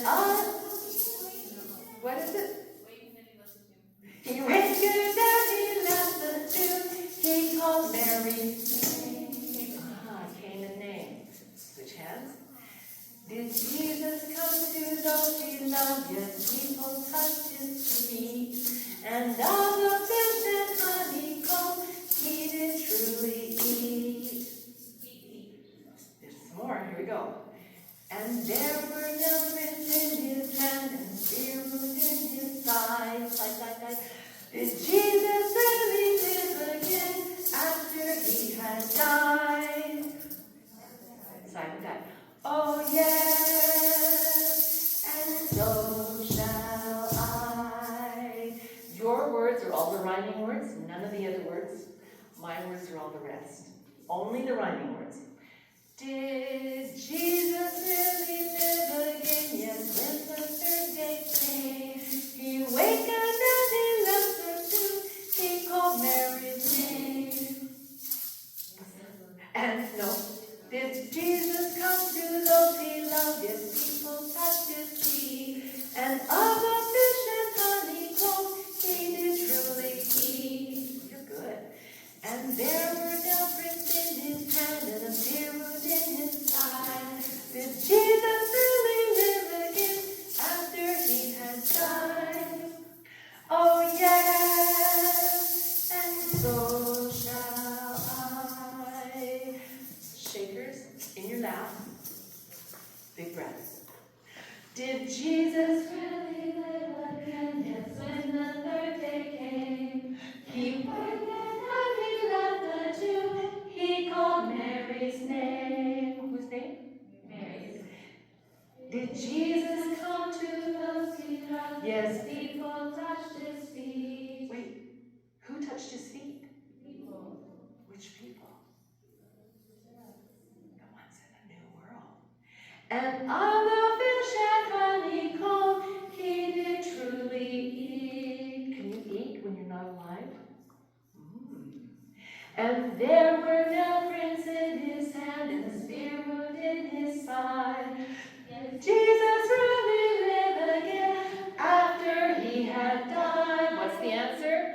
Oh yes, and so shall I. I know that I will see my mother who has died again. I know that I will see my father again who has died because Jesus lived again. Ready? Would you look on your chair and there is a family tree there? Do you notice it? Family history, I'm doing it, my family history. And the love I feel when I'm doing it is very sweet to me. What do? I learn stories of my progenitors. I write the best story.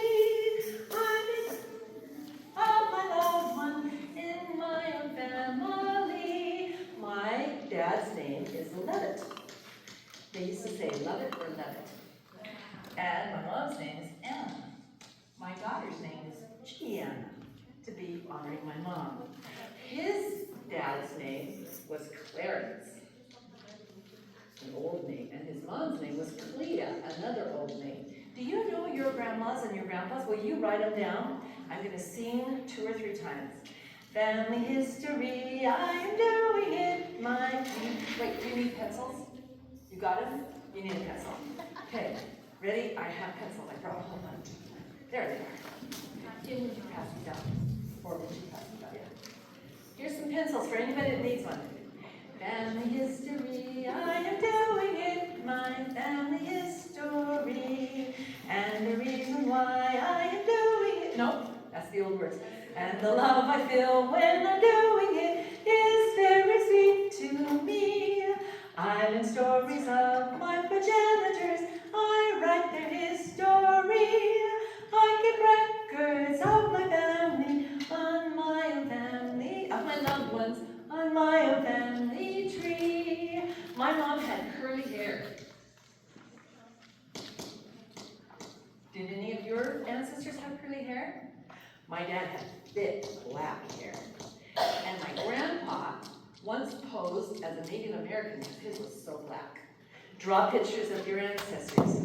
Family history, I am doing it, my family history. And the love I feel when I'm doing it is very sweet to me. I learn stories of my progenitors, I write their history. I keep records of my loved ones on my own family tree. Thank you for helping me with that. Have you got down your ancestors, your progenitors? Got any pictures on there? Notice that this could be pictures for younger, writing for older. And if they don't know, just have them draw pictures. Family history, I am doing it, my family history. And the love I feel when I'm doing it is very sweet to me.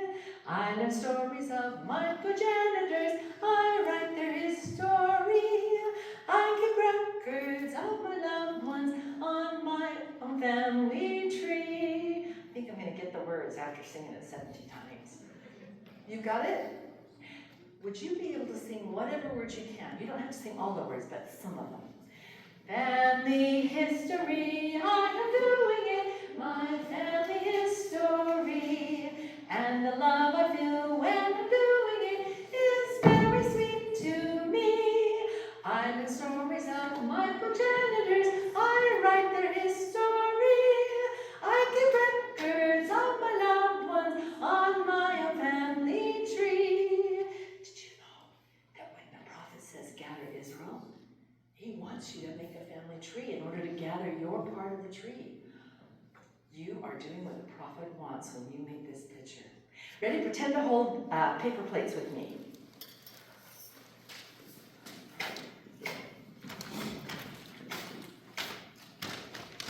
When the Savior comes again, he will cleanse the earth and then. I cannot remember anything I know. Sing with me. When the Savior comes again, he will cleanse the earth and then in glory he will reign as King of kings among all men. Hate will cease and war will end, peace will dwell throughout the land. In glory, no, the wolf will be together with the lamb. Excellent. Because you're doing it so well, you probably need 2 paper plates. Teachers, 10, 9, 8, 7, 6, 5, 4, 3, 2, switch to the side, swish, swish, tap, tap, tap, swish, swish, tap, tap, tap, over the top, the bottom. When the Savior comes again, he will cleanse the earth and then in glory he will reign as King of kings among all men. Hate will cease and war will end. Throughout the land, the wolf will be together with the lamb. Excellent. Lift up your voice, rejoice and prepare for the day. Learn of the Lord and keep following his way.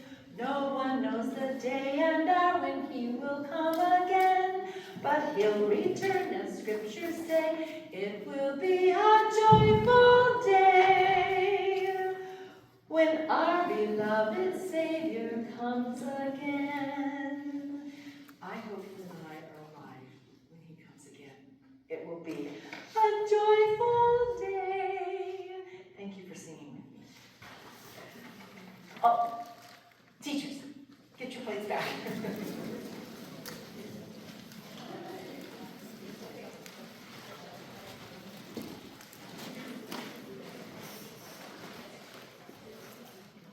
Okay, what did you see? What did you notice? What stood out to you? What was the same as before? What was different? We've had 3 different sharing times, and they've all been the same songs. Have you noticed that? Okay, what do you see? What do you notice? Yes, yes, and yes. One thing I really wanted to point out is there's a lot of fear for non-musical people to be the primary chorus or I don't know how to direct music. You don't need to literally know, right? Because you're either pitch leading or you're got movement and you are leading with your voice. And your enthusiasm. Yes, very good. Yes. I like when you praised us for doing what the prophet says by like filling out the family tree. It made me feel so good. You know what? Have you ever heard the adage, honey draws more flies than vinegar? If you use vinegar in your, if you use vinegar in your primary, you are asking for the Holy Ghost to lead. Come on, I can't hear you. You're not doing it. Sit down. Those kind of things. If you need help, many of you are primary presidency members, correct? They are your team. They go over and they say, hi, here, let's do it this way. They sit on their laps. No, I'm kidding. because you need more manpower where there is more vulnerability, right? So you can use that very much, but don't use vinegar. It just doesn't, it's not bringing the Spirit. There was another hand. Yes. That's how you get out the manipulatives before you ask for it, because as sitting in the teacher's seat, I'm like, oh, she's about ready to ask for this. And I'm like, ready to go before you ask for it. So it's just that one step of getting it done quicker. Yes. But without saying anything, it's just like, oh, we're going to pull these out. Yes. You have a brand new car. Would you give those keys to your 10-year-old? Don't pass out the manipulatives before you model how to do it. Thank you for saying that. There was another hand, but yes. That's what I was just gonna ask. Do you sing it first before you do the actions first before you do the manipulatives? Yes, I always model it first because you have to maintain some semblance of non-chaos, right? And so if you model it first, then they know what to do and they know what to do with the manipulative. Thank you for asking. Okay, what else? Yes, and then yes. I liked how you didn't wait for everybody to have the manipulative. I don't ever wait. No. Start in the middle and they catch up. In fact, here's the scene that happens. Give me my thing. I gotta do it with Sister Dance. And the teacher's like, I'm trying. I don't recommend that, but that's happened. Yes. One of the things that, being nursery leader, I'd like to see, what I did was, I encouraged our nursery, our choir director, choir teacher. Music leader. When she came in, to teach our children one song so that they would be able to participate in a presentation in November. And it worked. And you know that last year we did a song that had, hand movements. Mm-hmm. And if you have children that don't want to go up, then you have their mother come with them. And then, because we walk them up and we stay with them, and then we walk them back after the one song. Mm-hmm. But this is the time that, in fact, I've already asked the music teacher, please, have you picked out the song, that we're going to be for the youngest children. Nursery is going to be participating in. And if they wave at their mom, it's okay. Yes, and but even if you have children, because we've had a lot of special ed children too, Special needs. oh, they come along. And, yeah. And even if even if their parent has to come with them, their mother, that's fine too. So one of the things that I'm hearing from her is that you need a support system for the children. That's so correct. So if they are anxious about something, you're there for them. If they don't want to do something, you're there for them. If they like my little guy who never got up in front, put his manipulatives in his lap, you're there for him. For 3 years he didn't do it, but he came and thanked me for teaching him how to sing. You don't know what's happening, but you've got to honor the child. I would love to have Carrie come on up. She started out being a music leader. She lives in Virginia.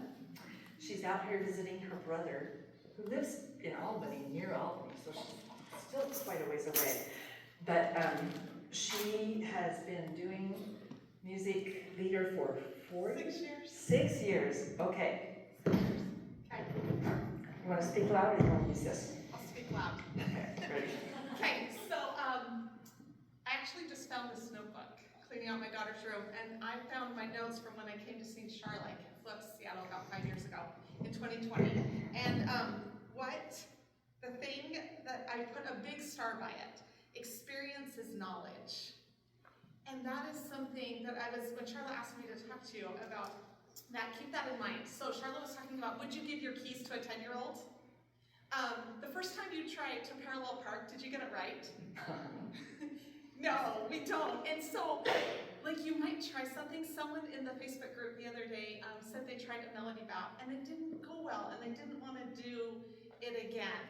And I just want to encourage you to keep trying. It might not work the first time because you're new, the kids have never seen it. Or it might not that it wouldn't work, but it didn't maybe come out how you anticipated, because we all want it to be perfect like Sharla does it, right? And it's just like this perfect thing and we remember all the words. And which I don't remember before. When I first started, I was behind the piano for a lot of years, and I was a teacher for a lot of years. And when they called me to this, I'm tone deaf, I can't follow, I don't sing. I have to have the piano, and I have to sit next to the piano so I can hear what notes I'm needing to sing. And it took me like 6 months to like fully get into this because it was so overwhelming for me.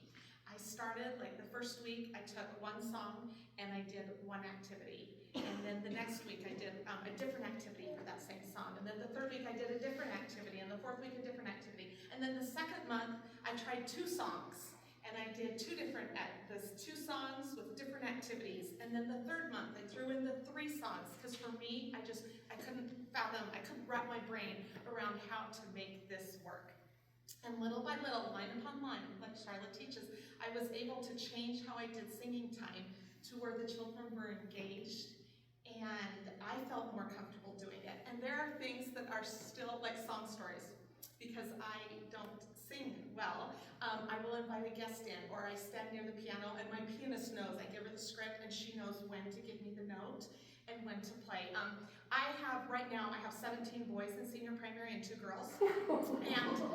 And I have a lot of boys who, they're very like mechanical thinking, like they love to figure and puzzle. And so I do a lot of puzzles right now. And I had tried a crossword puzzle about 9 months ago, maybe a year ago, and it did not go how I anticipated it would go. The top half was the crossword puzzle, the bottom half were the clues for it. I didn't like how it went because I had my, the back row boys. I had 4 of them on the back row that hurried and did it and then just sat down and were like, what now? And so this time when I did it 2 weeks ago, I only gave them the crossword puzzle. I didn't give them the clues. And we would sing it, and I had it projected up on the TV, but they each had a half sheet of paper. And so they would fill it out, and we sang, it was to golden plates, and I'd give the clue, and would sing it, and they needed to listen to the clue, they'd need to listen to the song to figure out the clue and write it in. And then we sang it again, and I gave them the second clue. And so we sang it probably 8 or 9 times, because the golden plates is a very short song. So we were able to get a ton of repetitions in, but they were engaged. They couldn't just go ahead and work and then just sit on the back row like this. I'm not participating anymore. And so it didn't work out how I wanted the first time. So I thought about it, I stewed over it, and I figured out what I could change to make it work better. The first time I tried the shadow box, didn't go how I imagined it once again, and so I practiced it at home. And then I tried it again, and I read how other people did it on the Facebook group. That's one of the great things about the Facebook group, is every Sunday we ask, how did it go? Do you have any questions? And if you have questions, or like you need feedback, there's tons of people who will answer and give feedback if you want it. And my singing time has been blessed by these principles. I'm 6 years in, I'm at the very end. I know I'm at the end, I can feel it's coming. But I am so grateful that I've been able to teach these children. I have now taught all the youth in my ward, either as a teacher or music leader, from 17 and under. And I'm so grateful for the testimony that I've been able to share with them and been able to teach them. It's like good, better, best, right? I've been able to take these principles and apply them to singing time so that the children can feel the Spirit and their testimonies can grow. Thank you. So if these are principles that go across the board, you could use them in young women, you could use them as a primary teacher, you could use them in Relief Society. What are the principles? Would you get your other hand out and let's figure some of these things out.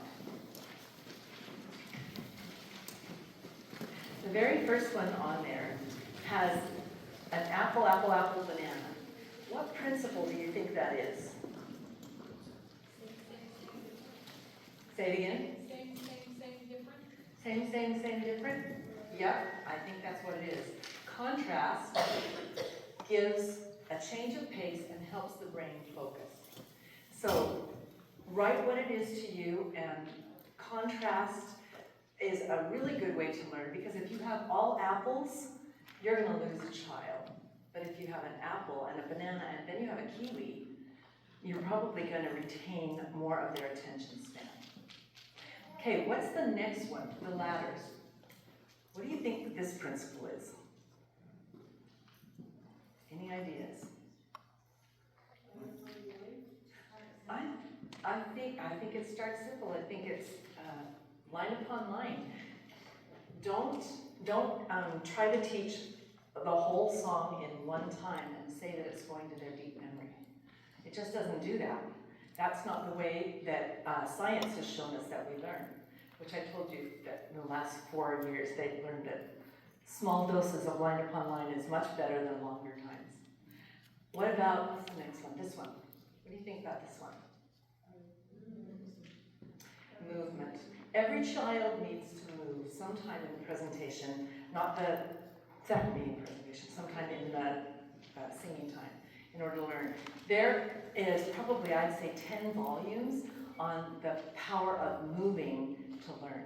One of the things is that it makes all the neurotransmitters in the body part of the learning process if you're moving while you're learning. Here's one of the stories. I had a child who lived at an island in my kitchen, and he could tell me about his day if he was walking around the island. But if I told him to stop, he couldn't remember what he was saying. He's very kinesthetic, very neat. I also had a student, a boy student, who got mediocre grades in high school, somehow got to college. He's a procrastinator, so he was always studying as he went to class and walking a long way up. He started to get straight A's because he was moving as he was learning. So children especially need to move sometime, and that's why we say, please do purposeful movement to a steady beat. They need to move to learn. What do you think the next one is? Model it first. And I think it goes without saying that if you want a child to wash the dishes the way you want them to wash them, you have to model it for them. If you want another adult to, I don't know, dance, you've got to model what they have to do first. So please model what you want the child to do first, and then give them the manipulative. All right, what's the next one? This one? Okay, so, there it is. So there is a man named John Medina. He's had Teacher of the Year a couple of times. He's written a book, Brain Rules for Adults, Brain Rules for Children, Brain Rules for the Teenage Brain. Amazing things. And one of the principles in there is that adults only have an attention span of 10 minutes before they need something to change. And you'll see that because you're in a group, and after 10 minutes they go onto their phone. Don't they? Yeah, we know ourselves. Well, for a child, it's less. It's got to be 6 to 7 minutes. So you need to change the activity, you need to change the song to keep their attention span going. Okay, you notice how I contrasted and changed every 6 to 7 minutes when I was trying to teach you. Have you noticed? Yes. I have a question about the 6 to 7 minutes. Yes. Like, is that more for like the older children? Like that seems like a long time for like a 3 or 4-year-old. It's really not if you're doing something that's at their age level. So if you're doing a purposeful movement, don't go like this with a small child. You got to keep it in place, about 8 counts, and then you switch. And then you switch, and they will stay with you when you do that. Thank you for asking. I was going to say something about that. I don't know what it is. Ready? What's your next one?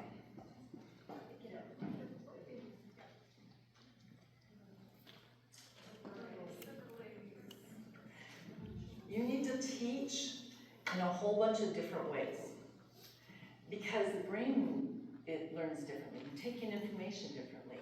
The brain craves variety, but it needs repetition. So you need to make the music come alive. You need to have purposeful movement. You need to have concrete, all those kinds of things. Because the children will learn better and they will be happier. Those of you who have used some of these kinds of things, what happens to the behavior problems when you use these? Kim? Yes? They improve. The kids with behavior problems are included and they are not as distracted. And the behavior problems are. Yeah, go ahead. They respect you and they look forward to. They look forward to primary singing time. There are some kids who hate primary singing time. There's a lot of reasons for that. One is boredom. One is it's a negative place for them. If the teacher says, you're not singing, sing louder, it's a negative place for them. Please don't do that. Please make it a place where you love and lift, and these are fun things rather than you have to do them. These are hard things. I'm challenging you, I'm challenging me, so that I can maintain all of the groups. Because there's some who can't do it at all, and there's some who, they've got it and they're bored. Do you see what I mean? That makes sense to you. Okay, what's the next one? The ribbons that are not up there. It's called change of pace. Where is it? It's not up there. I will write it up there. So, when you have something, like when you're doing a slow song, that's one pace. You need to change the pace. And so, you either start out at the high and then go down to low on that. If it's the day after Halloween, you really need to start at a high level and then bring it down and then bring it up. And if you go like this, the teachers will hate you. Because they get wound up like that. Change of pace. What's next? Say it again. If, this is also from John Medina's book, he is a neuroeducator. He teaches about the brain, and he's done tons and tons of research. One of the things that he says is that you need to be involved in something, sleep on it, then wake up and be involved in it again, and then sleep on it, and then do it again, interact with it again, in order to best learn it. And if you don't do that, it doesn't go deep into the brain. One of the things that, oh my goodness, this goes here. One of the things that he talks about a lot is how when they study a rat and they put the neurotransmitters on his head, they get readout of what he's doing. But when they put it on at night, they get pages and pages, because that's when your brain makes order of something. So what are we going to do in the church? Oh, how about if they come to church every Sunday and then they sleep on it, and then they come back to church and you teach the same song in a different way, and then they come back to church. Ta-da! No, just saying. Okay, what is this one? Is that one next? No, it's this one. Let's talk about this. So many times I get people saying, but they're not singing. They have to sing in order to know the song. But that's not true. Because the song rides in a boat. It has beat and rhythm. That's part of the song. It has the soft and the loud. That's part of the song. It has the melody. It has the mood. And if you don't spend time with all of those, then you haven't built a boat, and the words are going to fall through and leak out. So spending time on the beat and the rhythm is important. Spending time on the feel of it is important. Spending time on the louds and softs is important. So that's, build the boat is what I call that. And make sure you spend time on the rhythm and the melody, not just the words. Remember how I said children hate drilling words? It's so true. So spend time building the boat, and all of a sudden the words just fit in. Does that make sense to you? Yes, no, maybe so. Okay, what's the next one? Oh, we're all out? Yeah. Where's this one? Did we not get it in there? Okay, right on the back. That's change of pace, isn't it? What is that, Kim? She made it. She can't remember. That it has to be contrast, maybe? I don't know. This is sleeping on it. Boy, I'm done. Productive struggle. Well, just let me talk to you about productive struggle. This is a research that came out in the last 5 years. And this is for you as a learner, that you need to do it in small doses. You need to mix up the practice. So if you're studying one way, study in a different way, study in a different way. And then you put the practice over time. Oh, you interact with it, you sleep on it. You interact with it, you sleep on it. And then pay attention to what's happening in the present. So each time adding a challenge to productive struggle is one of the ways that your brain stays engaged. And guess what? Children do too. Does this make sense to you? Okay. These are things that go, this is in a stake meeting, when the people are talking to you. This is in when you're teaching Joy School. This goes across the board for how people learn. How can you apply it to primary music? I'm going to give you 30 seconds to think of an idea to apply this principle, one of these principles to primary music. You've seen examples, but I want you to be able to speak to me and tell me those things. 30 seconds, and you're going to figure out how these principles apply to some aspect of primary music. Do, do, do, do, do, do, do. No, kidding.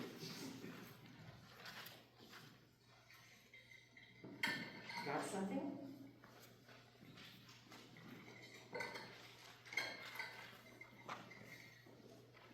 Okay, ready? How can you apply one of these principles to primary music? Just even if you think it's a no-brainer and we've already talked about it, just throw it out. Yes? The long-term memory, if you have, like, give yourself the month and the 3 or 4 weeks of learning the songs, like, give yourself some patience, because you don't know what they might, their building blocks are there, even if, like, they don't know the whole song the first week, they're not supposed to, so trust that process. Trust this process. Excellent. What else? How else could we apply it? Yes and yes. The line upon line, kind of focus on just teaching the chorus for several weeks, and then later come back and start teaching the others. If the steps are too big, you fall through the ladder. Yes, go ahead. The change of pace. In our primary, we learn Longview and now estacado. That sounds fun. Yes, change of pace. Liven things up and bring them back down. I promise the teacher will love you for that. How else can you apply one of these principles? Yes? Each child has several different ways to take in information. I'm remembering lessons that felt like they were kind of a bust, but then I can picture one child's face really focused in on me. One child. Maybe that was for him. Yes, totally. Yes, I really agree. You teach in different ways so that you can reach every single child, even if it doesn't reach all the children. Excellent. Yes?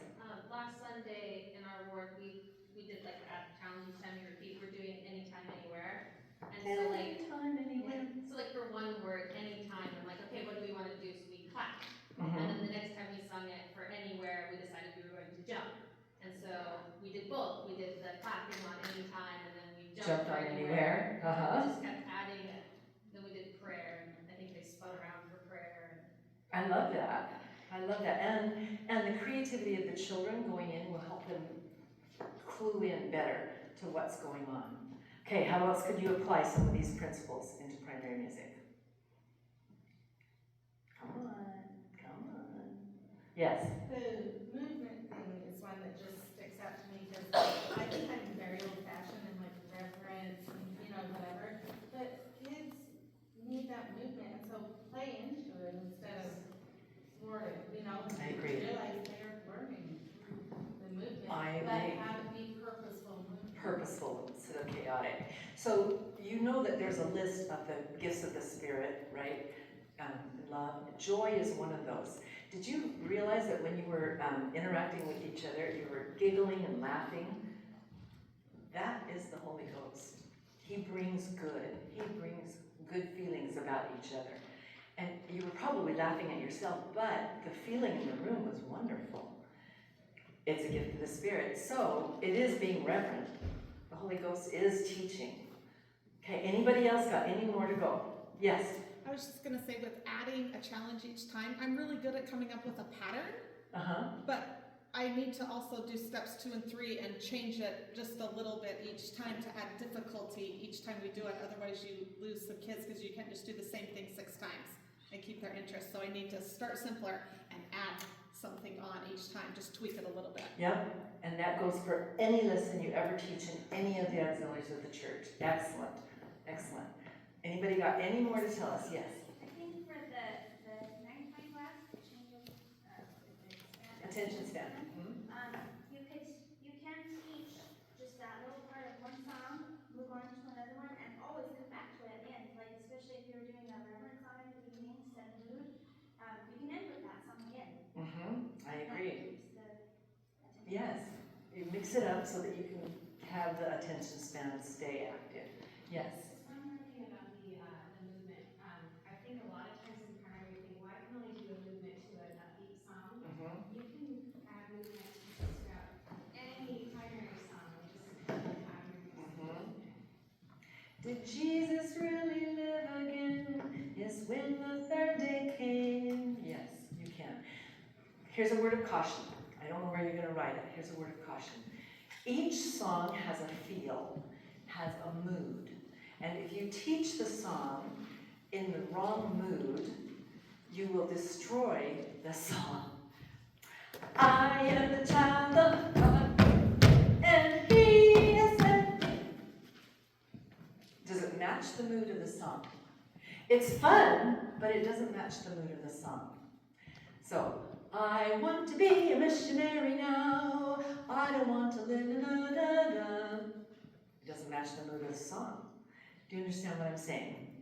Match the mood of the song with the activity. Deal? Are you there? All right. Now is the time for any questions that you might have, but after you do this one activity.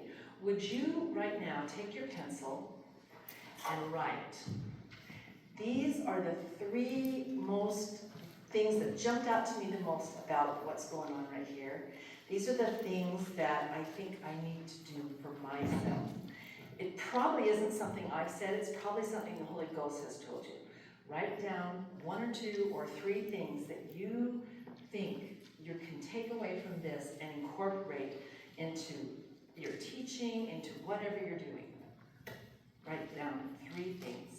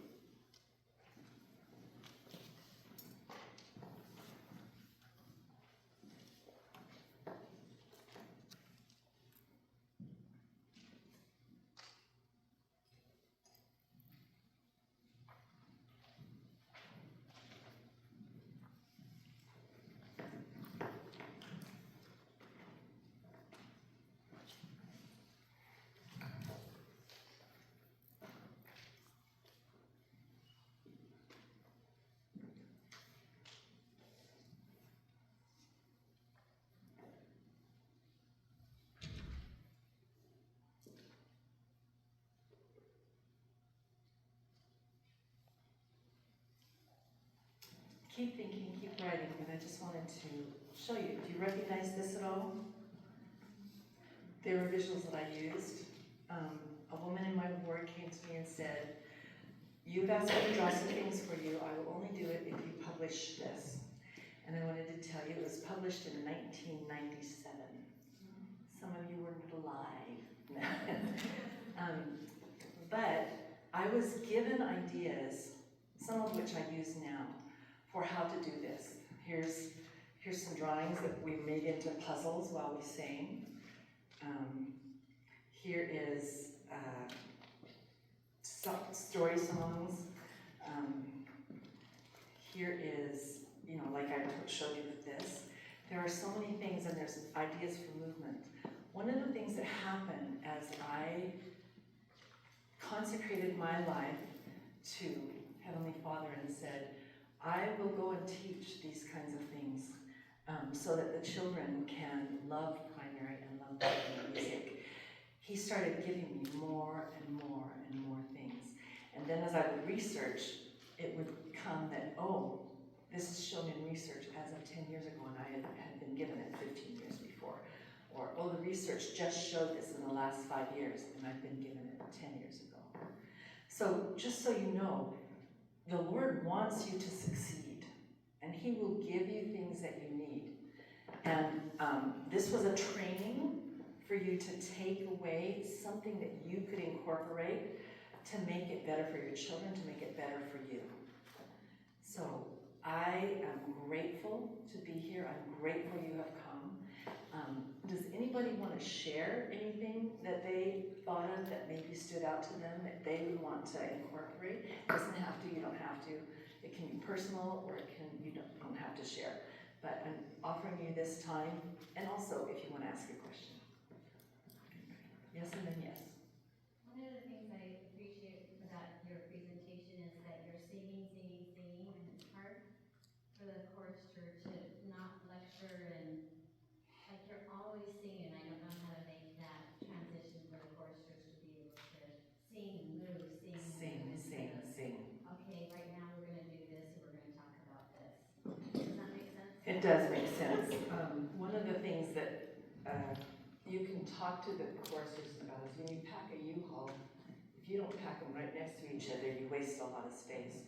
And if you have a U-Haul that's packed, and then you talk, packed, and then you talk, you don't get in 3 songs, you only get in 2 because you talk so much. It's not sharing time, it's singing time. It's hard to recognize that the songs will stay deeper than the spoken word, just because of the way that music lodges in the brain. Thank you for sharing. Does anybody have anything else that they want to share or question? Yes? I think my biggest takeaway was that you said this is a place where all the kids can come and feel loved, and not like you need to do this, you need to do that, and that's a hard thing. Honey is better than vinegar. Thank you. You need to feel loved while you're here. Yes, yes.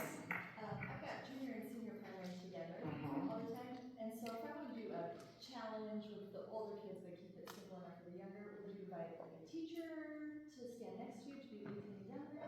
What would be the best way to challenge both groups? Ready? Here's the challenge. I want to be a missionary now. Good job, you're switching between it so well. Okay, youngers, you're over here with Sister Bowman. You keep doing this. Ready?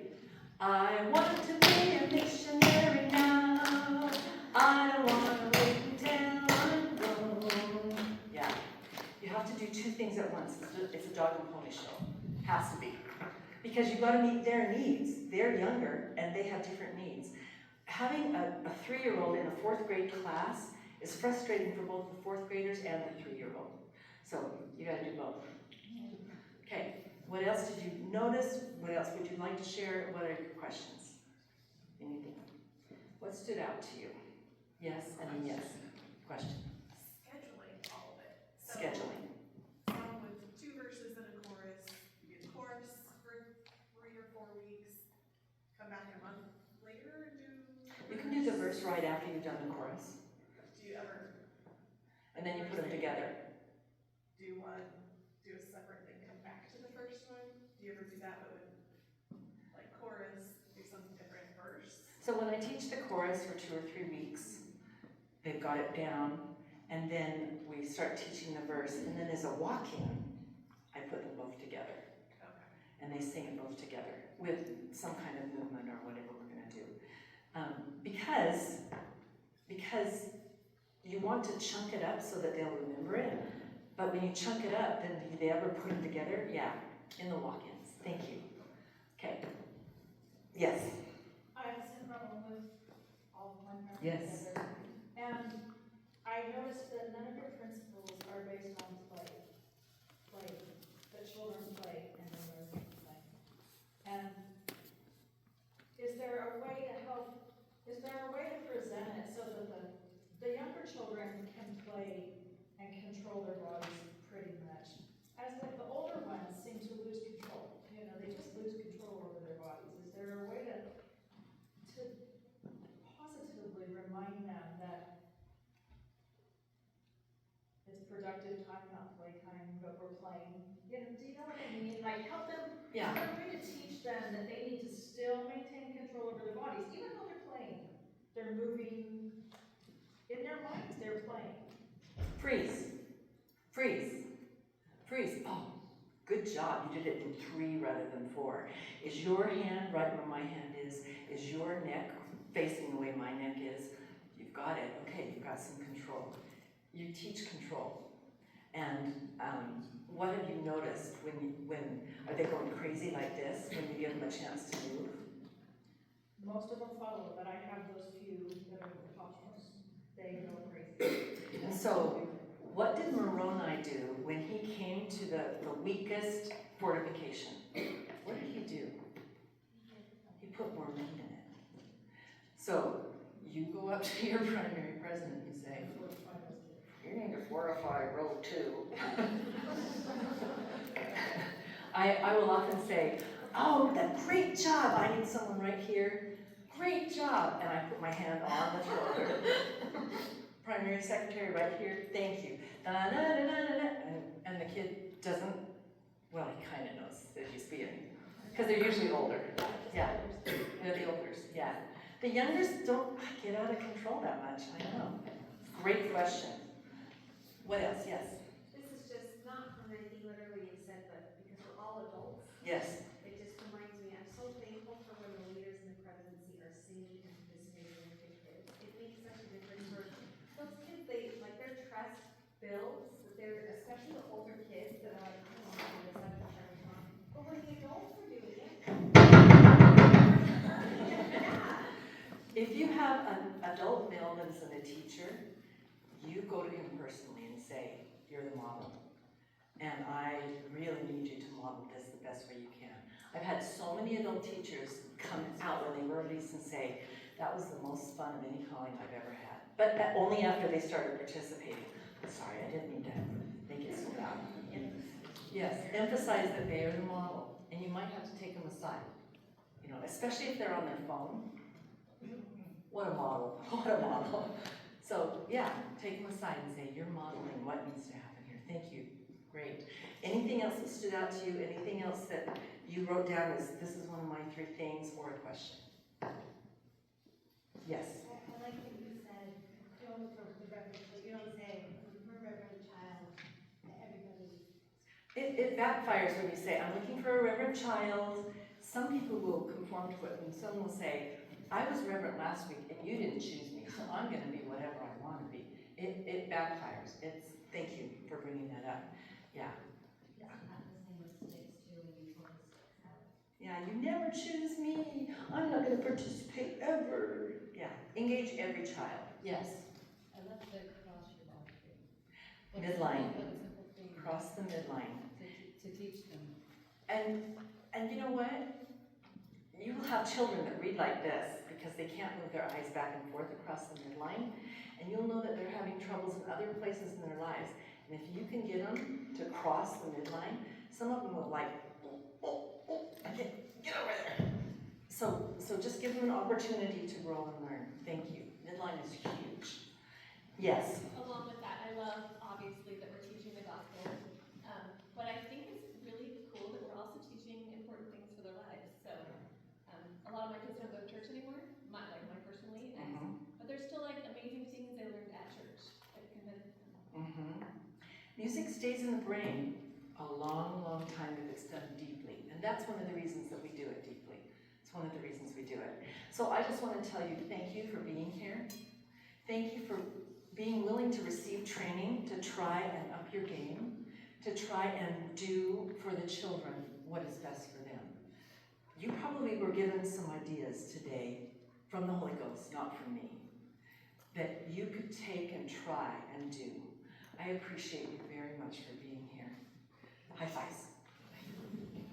Thank you. Where is it? There.